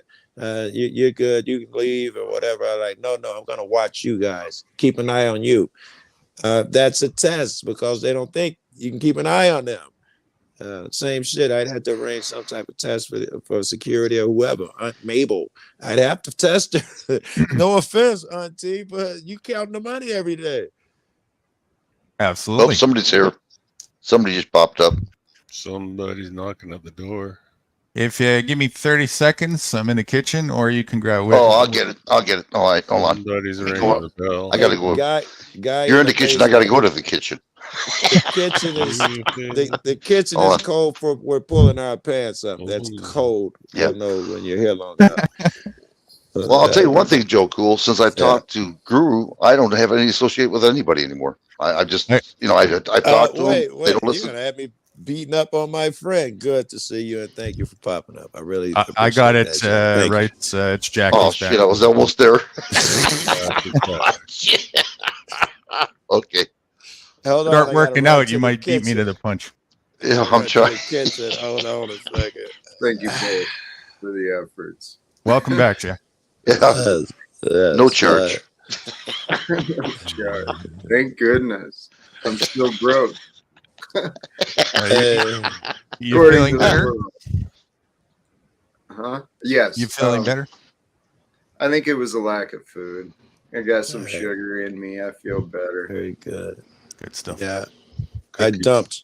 My ex was named Sugar. I dumped her. Right? Perfect. True story. I saw her in chat the other day and she's still talking shit. I don't remember what she said. A boyfriend, a new boyfriend was in there. He's threatened to kill me. And because I'm a troll, I was like, hey, how's my cock taste or something? Whoa.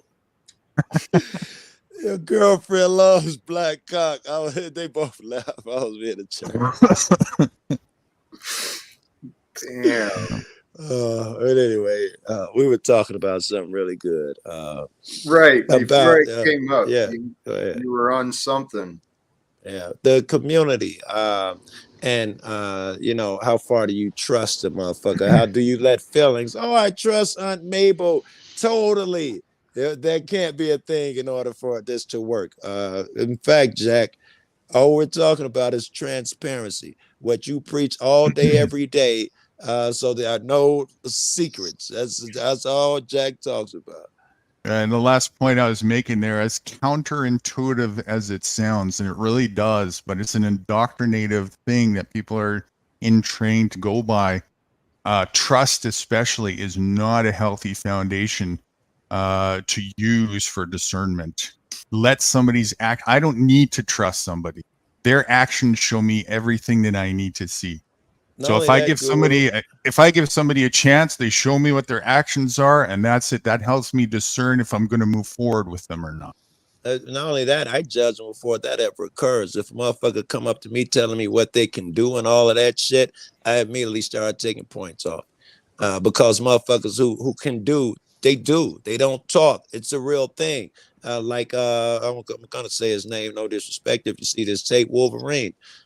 He used to have a problem every time he thought we had to communicate. First, he had to tell me about what neighbor he was from, how tough he was, what time he did in jail. You know, if you're really tough, you would never even think to say these things. So immediately I'll be thinking, you know, that's a shortcoming. Yeah, a portrayal of toughness is not a portrayal of strength. It's a complete display of weakness. It is, and that goes for everything else too. If you're talking about how smart you are, real smart motherfucker ain't got to do it. I see it. He ain't doing it. He ain't talking about it. You know how loving I am. Anybody that's trying to sell me on themselves, I get leery. What do you want to know? Another thing with the entrustment weakness of a discernment setter, also it gets you into the ego because when you do the trust thing, typically you're going to have expectations that go along with that, right? Yes, and when as soon as those expectations are not met, what do? You get all butthurt about it, and then you get into arguments about it. I had this expectation, and there may not have even been an agreement. You know, a lot of people, they start imagining these expectations as if they had the agreement with the individual. So, you know, set the stage, communicate, and then just allow the breathing room for the actions to show, and based on what the actions are, just make your decisions and carry forward that way. That's another measure of a man.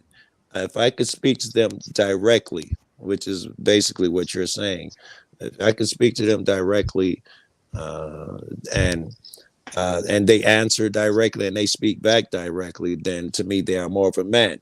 If they start talking flowery or deflecting and shit like that, less of a man. The conversation takes longer. Right. I don't know how that related to your shit, but it did, because you made me think of that shit. It definitely has a correlation there, because it's all about cutting the distractions out of the equation, just getting down to business, you know? I'm gonna text him, motherfucker. I think I disappeared when I text this. Gotta text this girl. All right. Hey, I want to, what you said about trust, I can understand that. What I see a problem in our world, though, is distrust. The patterns of distrust that people carry. They Yeah. won't even allow. They won't even allow themselves an opportunity to see if someone is, trustworthy or not. They jump to conclusion. Yeah, and I think that's because people have been trained to think along those terms instead of just like what it's all a semantic thing, right? What you just said there is a more healthy way of doing opportunity. Give somebody an opportunity to show their colors, right? That doesn't mean you have to trust them that they're going to make good on that. Either way, it would be a presumption. So give the opportunity, give the chance when it seems a healthy, reasonable thing to do, and then let reality show itself. If I can jump in here, when I left, I got to deal with a guy here in town, and it's dealing with this trust issue. I trust people to be honest. I trust people to do what they say. But what you also said, with trust comes these expectations, whether realized or not. Right. And I'm coming to learn that maybe other people don't really care about what they say as much as they think. Yeah. And okay, so to put the other side of the narrative, where I would come from with that is, see, I wouldn't trust or distrust either way. I would just sit there in a neutral, discerned state, and whatever an individual shows, I make a decision. I'm all down with expectations. However, I'm not allowed to get in my mood. In fact, I need those expectations. That's why I decide my discernment and who I'm going to call for whatever, because I have certain expectations. I call all of you for different things. I'm sure I've texted whoever on this stage when that comes up in my life. I have an expectation that this guy is going to answer me this way. And if you don't, I get let down all the time because I do that all the time. You Niggas did that ain't to really yourself. Yes, I don't have You an did it to issue with that. yourself. Right. But sometimes you get the greatest shit. And I don't get I can't get angry or whatever the fuck. Most of the times, it was worth it. Sometimes motherfucker don't even hit me back. I might be 20 niggas deep before I get the answer I wanted or something. I don't have an issue with it. So that kind of brings in a line between hope and expectations. Similar thing, okay. But Very similar with that. Learning that it is our responsibility, the letdown we feel. Yes, it is on us. But I agree. I'm sold with what you said, Joe. You're right. When we have those hopes and expectations, that's what moves us. And sometimes, man, there's rewards. There is. And you can't do the other thing, right? You cannot get on that guy. Let's say you're one of the guys I call, and you give me some really great, solid advice, what you think is advice, and I don't take it. You cannot allow yourself, if I'm in that situation, to be like, I told you, you dumb fuck. I told you to turn left and you fucking rolled off the river. You can't do that. You just can't, bro. It's bad for him. And it's unhealthy. What's healthier is, I gave it a shot, laugh, whatever, I'll even help you get the car out the lake, bro. But I told you, motherfucker, go fast. But I'm not gonna, I can't yell at you. I can't do that. Well, I not all insensitive. I mean, Guru and I started talking, seriously. I mean, I could have just said, well, hey, No Guru. one says you insensitive. That's what I'm laughing. No one was taking that. Yeah. Well, I just, the way it just, I mean, Guru, we got along fine. I mean, he's teaching me. I believe in what he says. Totally. You know what I mean? Yes, and he took his time because he's seen something in me. I didn't say, put up- hey, I don't trust you. Get the hell out of here. I don't believe you. I listened. You put up with me. I know I can be difficult. Jack puts up with me. I know I can be difficult. Mm-mm. You're all right, Joe Cool. I get moody, bro, like a chick, bro. I will yell at you just as quick as I'll tell you how great you are. I wanted to offer that when I stepped away, I was still listening. And Wrights, I love your heart. You seem like a really cool guy. Nude Guru I became, and Joe Cool I became aware of elsewhere. But thanks for this, and thanks for you. And as long as we compliment rights, this type of conversation is not possible in a lot of places.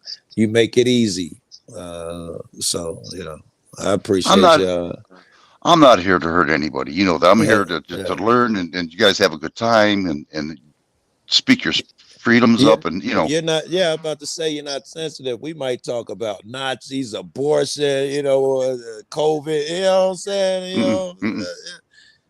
Holy fuck! But I appreciate it. Thank you, gentlemen. All right, we just had a power outage. Yeah, I had to give me a minute. As you can see, I'm in the dark. Pay your bill.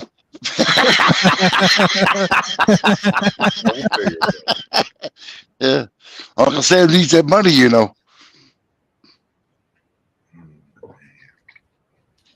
I'm going to send you Wrights' credit card, Joe, FedEx, just for that comment to save your ass there. No wonder I'm so freaking poor. I still haven't got my steering wheel back from my car yet.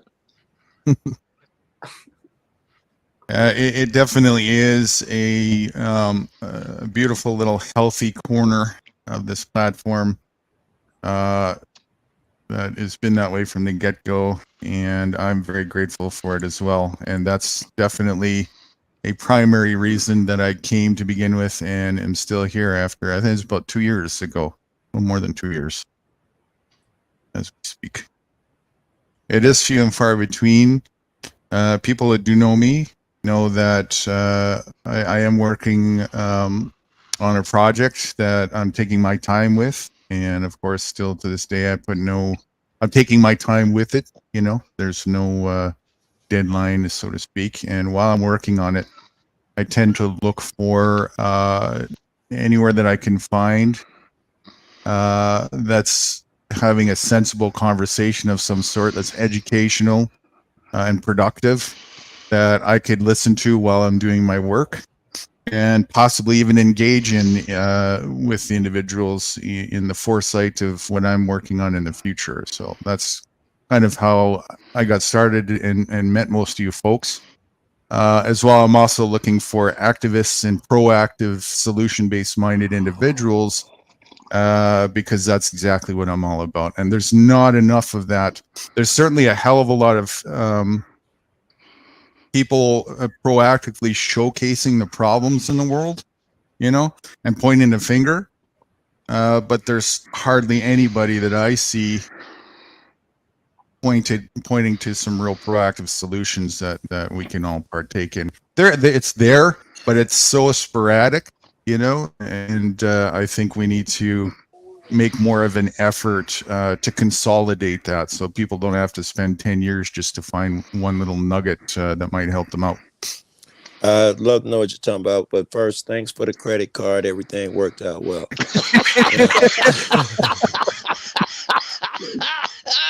Oh my God. It was my firstborn.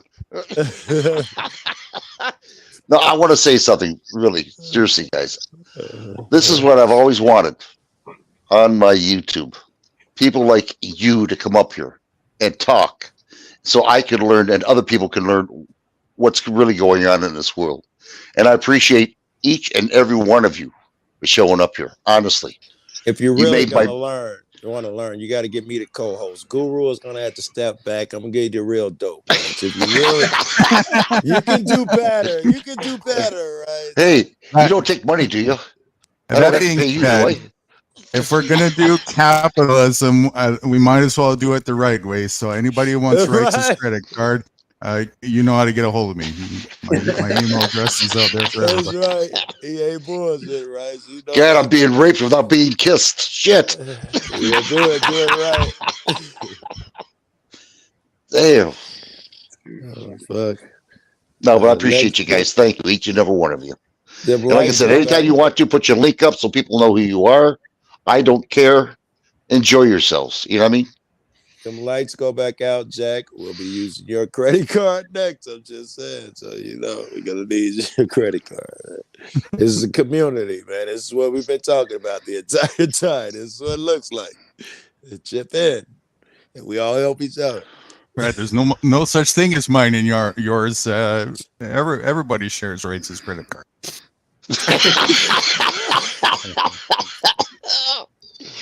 Jack, I'll tell you, since I've been on this, I've made 0 cents. In fact, I'm in debt.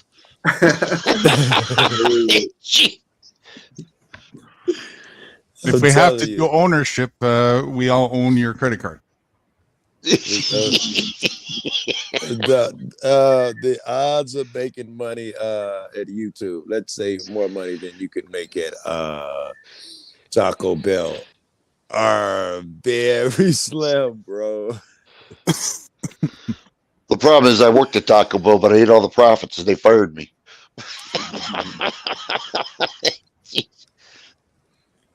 I thought they hired me for food tasting. Sure you did. Hey, the what I saw on your, if I can, back on your website, New Guru, that's what I envisioned for my own with the Live Without Fear.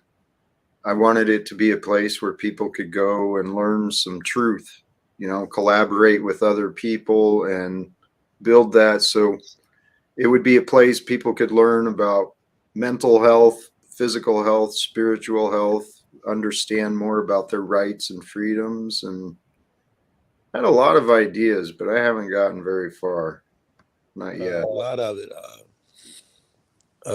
it is you get attacked and sidetracked, and intentionally, in my opinion, these things are stumbling blocks are intentionally put in your way. For sure. Right. I guess I am going to compare you to. I was about to say, not comparing you, but I think I'm about to compare you in rights now, and maybe me too. I'm assuming if someone came in here disruptive, I know rights would be like, it happens once, right? He just told me, you don't get niggas a second chance. And I assume Guru would be stern on them. I assume these cats would handle it. I assume this room is safe. There's no fucking chance that fucking someone comes up here and talks about my mom and the N-word and crazy shit. I just feel like these cats would handle it better. I haven't seen them test it. Perhaps they fold and I got to fucking hear motherfuckers arguing loop all the time. If the right people come here, maybe I'm wrong. But your shit, you're not that unlucky. Your shit is intentionally bad. Your shit is being attacked so much that I assume you're in on it. I'd be like, the only way this shit could be this rampant if the owner knows. There's some truth there. All right. I won't deny that. Right. It's certainly not my ideal. I mean, what I was hoping for was to find like-minded people and actually start really figuring out some actions. What can we do? You've achieved that to some degree, right? You're the guy that got some of me and the guys that together, right? And that is a place where we can talk about it, quite a bit, right? That's why I really get my get that in, and it's over at your place. So you still manage to make it happen. They both occur. You do. You get into some great concepts and ideas. They get so good, we got to carry them elsewhere. We'll be talking about that shit to the next time you go live. We'll go to flows or whatever. The same people talk about the same shit, and fine-tune shit. So you're doing that shit. It's coming together. It's just been a lot uglier than it could be. But you know what? That's what life is. Sometimes I agree. So I don't get bent out of shape, man. That's what life is, man. Activism is foundationally and primarily a self-discipline based focus. So anything that you're having a challenge with externally will always be something that you need to look for yourself as, what do I need to rectify so I can make this more fruitful and productive? That's what I've been learning and looking at for myself. But alone, it's kind of hard to see what's the blind spots I'm missing. But you're absolutely right. And honestly, I've had the heart of an activist for a long time. It grew in the labor community with the unions. Yeah. And once I started learning self-development and what you were saying, the inner work, once I started learning the connection to that, that's why I invested and wanted to become a life coach. Because I figured if I could help inspire other people to pursue their dreams, how they want to change the world, we get a bunch of people pursuing their dreams of changing the world, man. We're going to change this world quick. All right, you're in a life coach shit. It's going to be the 800-pound elephant. I think in order for that to succeed, I don't know if you can get rid of that temper.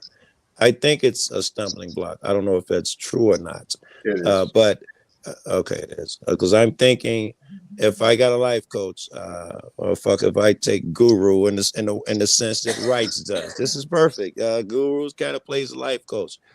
If Wrights is asking the question and he like, I told you twice, I'm gonna attack Guru my damn self. Like, hey, you piece of shit. Yep. Damn.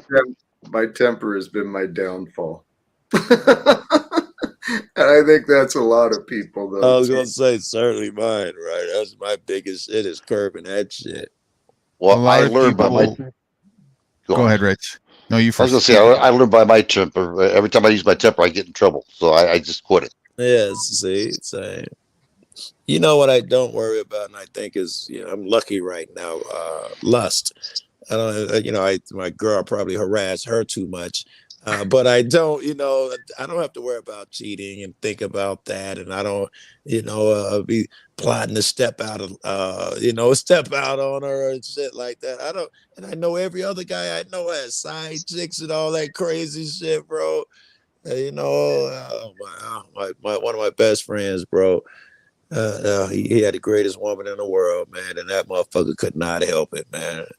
Every motherfucker seems like is only as faithful as their absence. That's one less thing on my plate. I don't have to fucking worry about that shit. Generally, when people are losing their patience and frustration, most of the time it comes from a place of, again, an expectation, an egotistical expectation that isn't being satisfied, right? Egotistical. Yes, and it presents a projection of insecurity because of that. It does. To me, it does immediately, right? So again, you end up being a hypocrisy to what you're trying to advocate for without realizing it in that moment, right? And that's where. And check this out. Then in a loop, because let's say that you see that fucking flaw. The more I point it out, because it triggers you, the more you're gonna trigger, and then that person, whenever that person comes around, your energy is gonna change. It will get progressively worse. Right. So now Jack is notorious and of being compassionate and wanting to give people chance after chance after chance. And the opposite of rights. The opposite of rights.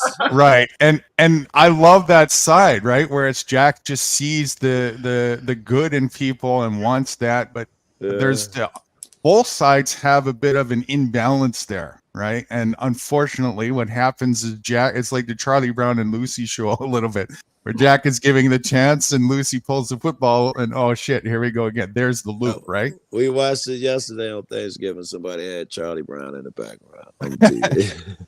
So it's just, balance is the key there. It's a question of balance. And the more that you practice that balance and get better at it, the more you're able to stay focused on whatever it is objective that you're looking to accomplish. And then as well, the more you get to be an example for others to take that wisdom from. Agreed. And this is how you teach. What comes out of your mouth means little to nothing. Your actions mean everything. And that's just the truth. I tell a story about my guy. He thinks he's an activist and fuck a cop and all of that shit. I'd never give up my ID. The time came, he got his kids in the car. He folded like a cheap suit. He ID'd. And then he come on a panel talking about how he did what he had to do with his kids. And I told him, fuck what come out of your mouth. Those kids now know when in this situation, you give your ID. You've been preaching to them for fucking 12 years or over. They ain't hearing that shit. Well, your actions speak louder. So you can tell me, no offense, peace, this and that. When I see you unpeaceful, it would speak volumes. You're unpeaceful twice that night. No way I even subscribe to you as the motherfucker who teaches peace, who knows peace. It's not a thing. Don't sell me on peace, man. I just saw you kick 4 niggas. Right. And whether right or wrong is not the action. It's the way you did it. If you said, oh, you're here to disrupt. Listen, I gave you an opportunity. Try again tomorrow. I'm not going to ban you, but I'm going to need you to not to so-and-so. All right, you have a good one. You're still peaceful. If goddamn son of a bitch, you fuckers, don't sell me on peace. Stop it. It's just logical, bro. If this is your expectations, you can't get angry. You just can't. It better be blue moon shit, and we all kiss your ass. Be like, Jack, you did so well. Don't worry about it. It happens. It better be that fucking rare, bro. Like if Guru loses temper, we're not gonna say shit. We're gonna blame the other person to tell Guru to calm down. Shit. This last year on YouTube has actually allowed me to grow. Unfortunately, I've stumbled a lot, but I'm not perfect. When I talk about peace, I'm a veteran. I'll fight your ass for some peace. That's dope. By indoctrination. I'm serious about it. That's dope. I gotta write that down. See what I mean about indoctrination, Guru? Ooh, I'm gonna just say this. I'm just gonna say this. Warring for peace is like fucking. It's like fucking for virginity. Yeah, right? I know. That's the lesson I've been growing into, and what Joe is saying is absolutely Voting for freedom. Yeah. voting Right. for freedom. Now I know where Jack's coming. Now I know where Jack's coming from, though, since he's a military man as I am. So I know who he's coming from. It's hard. That being said, I will completely attest to Jack's progress. I've been watching his thing even before I think he started back in the Unslavia days.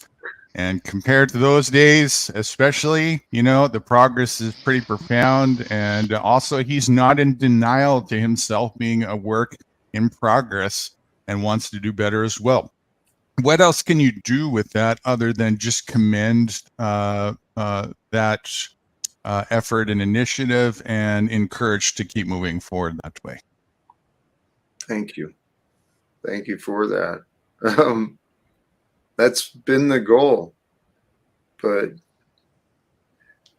my faith in the divine has been, that's where I'm at right now. And here's something I realized. We do get tested, every one of us. We all get tested by the different characters and the different events in our lives. And those tests, they can break us or they can refine us. And I spent enough years being broken, feeling broken. And Hey, Guru, I don't know if you met my chick. You guys ever met my girl? Yes. What's up, Phoenix? She can't hear you say what's up. That's Guru Jackson here, Wrights with Vets, and some guy I can never remember. Phoenix. His name's Dan. Wright says hello to. Hey, what's up? You probably can hear her. All right. I'm sorry. She got a sister? She has a sister.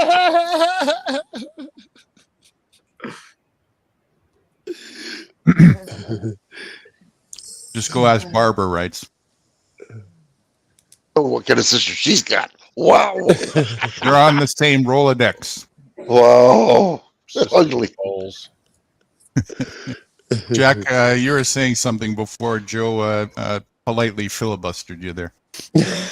Actually, I was just wondering if I could bring the conversation way back to something you guys were discussing, maybe before I came up, about people changing, about allowing change, right?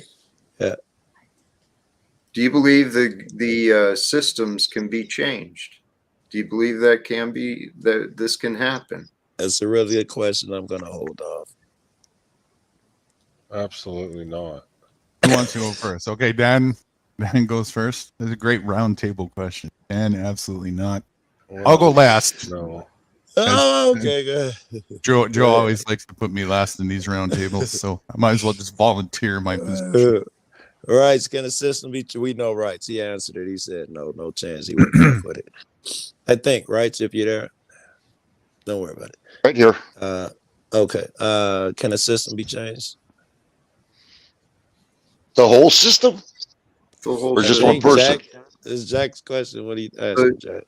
The whole system. And I'd also like to offer, I'd like to present the case as to how it could be and why it must be. But do you think it can be? Well, I believe what you said, it must be, but I don't see it changing at all. Too many people, too many variables, in the crowds. Two different type of people. That's legitimate. No, answer your own question, then, Jack. Can it be changed? I think the answer is yes, and I think you were going to add how to change it. Wait, since you're going to add how to, let me and Guru go. You guys you disappeared. I'm with Jack. I think the system can be changed, and Guru. Okay, so my first precedent for that question is to ask a different question, more foundationally. Is the system itself even necessary? That's the first thing. I think I know the question already. Go ahead. Okay, and now obviously things can change, because when you look at what the system is in itself, the system is just people. So of course people can change. Is it going to change on a whole? I think the likelihood of that is pretty the question pretty slim. Can it? I think the question was, can it? Now, if he'd have asked me, will it, I might have gave a different answer. He said, can it? Yeah. Oh, can it? No. Well, nothing in life is impossible. Dan still says no. It's already written in stone. It's not going to change. No. Change. It wasn't change to what? It was just change at all. Can it change? Sure, it can change. All right. Can it change for anything other than the worse? Can it change significantly for the better? Me and Jack are talking about something different, but can for it change who's better? As it is now. We know how shitty it is now, how fucked up. As loosely, I'm asking it loosely, can it change for the better? And I don't mean just a hair in big ways. Can the system change for the better? For the better of civilians? Yes. Yes. No. All right, Jack, did you want to say why you thought it could change?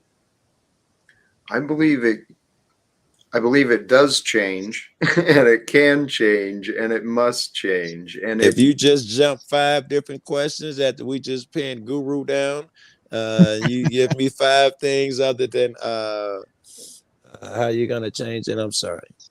Go ahead. It is a complex.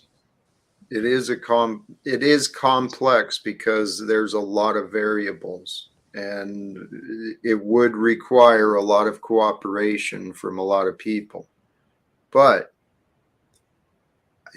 from my own life, from what I've been learning, when we can get out of our minds, well, in and out, if we can see the future together, the benefit of what can be accomplished. Man, I'm gonna stab you. You are not giving me solutions. You are not telling me I have changed. You might as well just be saying, yeah, I think it can change. Now you're just saying, yeah, I really think it can change.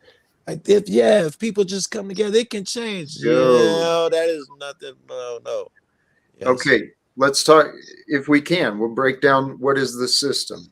In this case, what I'm referring to is the system of administration, the administration of the distribution. the distribution of the resources, energy, the value of commerce. Okay, so we've So already that's the change you're talking about. And we have, the delegation of authority, right? I did yes, that part too. Yeah. and for an economy. An economy is the distribution of resources, whether it's in a household or a community or a nation. We actually have, everything is set up for the logistics and administration, but we have a problem with the distribution of value and the way resources are withheld and exchanged. That's where the problem is. Well, how is that? Where are they distributed that you would change? Like right now, pretty much I go out and make a record, I get paid the money. Are you talking about taxes, what they take from me, the distribution of that, or the money I make for my record? I'm talking about the distribution of everything, the resources, the energy, I make money for my record, food. and you're worried about what I do with my money? I'm talking about the greater good. Let's start with the nation. So yes, so starting the with answer the is nation. yes, I got to kick in my money. Answer question directly. Be nice. You Do I being have to Joe, kick in my money? You being Joe? Some rapper who made a big record. Do I have to kick it in? No, I I thought don't that's what you were see talking that. about. No, I don't foresee that happening. But whether you foresee it or not, if I'm making more money than other people in this situation, do I have to outside of taxes, my personal bread, I got to kick it in somewhere in this system of redistribution of wealth you're talking about? Where does this wealth come from? Does it come from my record? I didn't even bring up wealth. That's exactly what we said. He's trying to go more fundamentally, the bigger picture of that, just the distribution of resources, starting from that point of view. Okay. Yes, thank you. So continue, because I want to hear where you're going with that. Yeah. Well, the wealth, that is the aspect that's where our kink is in the distribution, is we can move beyond the hang up. Where we're at, the conditioning has taught us to focus on money, that money gives access. Well, what really is more important is knowledge. Knowledge is truly the power. Which, if we're going to change the distribution of knowledge, I'm with you. That is where it all happens. We change the distribution of knowledge so that there's not unequal footing between the citizens and the government, the bosses. So what we do is we shut up all those people talking about that transgender nonsense and men going into our kids' bathrooms. We shut them up, right? Because we gotta teach motherfuckers. We gotta shut up them guys teaching the wrong shit, right? Because we gotta teach everybody. Yeah. Decide what's wrong. That's one of many. There's many variables, right? There's going to be many variables and many different things involved. But Guru could answer that one easy. Guru, do we got to shut up the opposition? Nope. No.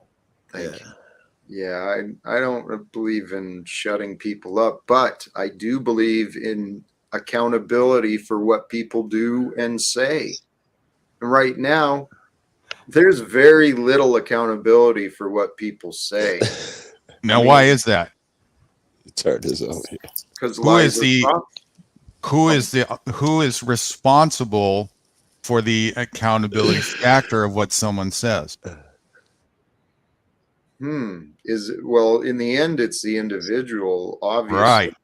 But the community is what reflects or enables. We can either correct the lies when we see and witness, or we can. That still results down to an individual, doesn't it? Correct. It's always the individual. So if there's a lack of accountability going on somewhere, it's a projection. It's because there's a lack of self-accountability. I would absolutely agree with that one. I think because whenever a situation occurs, if I'm going to change anything, it starts by my actions, my word. What am I going to say? It starts with me. So the accountability will always start with me. I don't give a fuck how wrong a person is, whatever. What are your actions? And it ultimately ends with you. Right. And I have to live with the responsibilities of those actions. It all seems to be my shit. I can't put it on someone else. See, there's actually no getting away from that. That's the way it is by default. And this idea that, we're getting away with something by projecting it elsewhere is where people are completely getting their ass handed to them, because then they're in cognitive dissonance and denial to the consequence of their own actions, even though they're sitting there in a hot tub getting burnt, and they're just pointing at everybody else. Oh, you didn't put cool water in the hot tub for me. But you could just reach over and turn the dial, Right. And you can't avoid the consequences, which you go without a fucking warm bath. You can blame other motherfuckers all you want, but you got to be fucking in the room alone. I get it. It's everyone else's fault, but you're in that motherfucker alone. Right. And that's the epitome of indoctrination. Okay. The foundation is to start by pointing the finger outward, to be distracted from that one fundamental thing, which is to self-govern yourself, self-regulate yourself, and hold yourself accountable for every affair that you have in your life. If I am mad, there is no way that it's someone else's fault. There's not even a thing. And there's always a scapegoat, right? It's scapegoatism. Oh, it's the government who did this. Oh, that person over there, oh, he's oppressing, he's blah, blah, blah. It just goes on and on and on. Jews, Democrats, Right. Where is our responsibility, though, with others? Because I'm all about self. Here is that. I dig it. That's a great question. That's a great question. I like it too. Guru likes it. I see. Yes.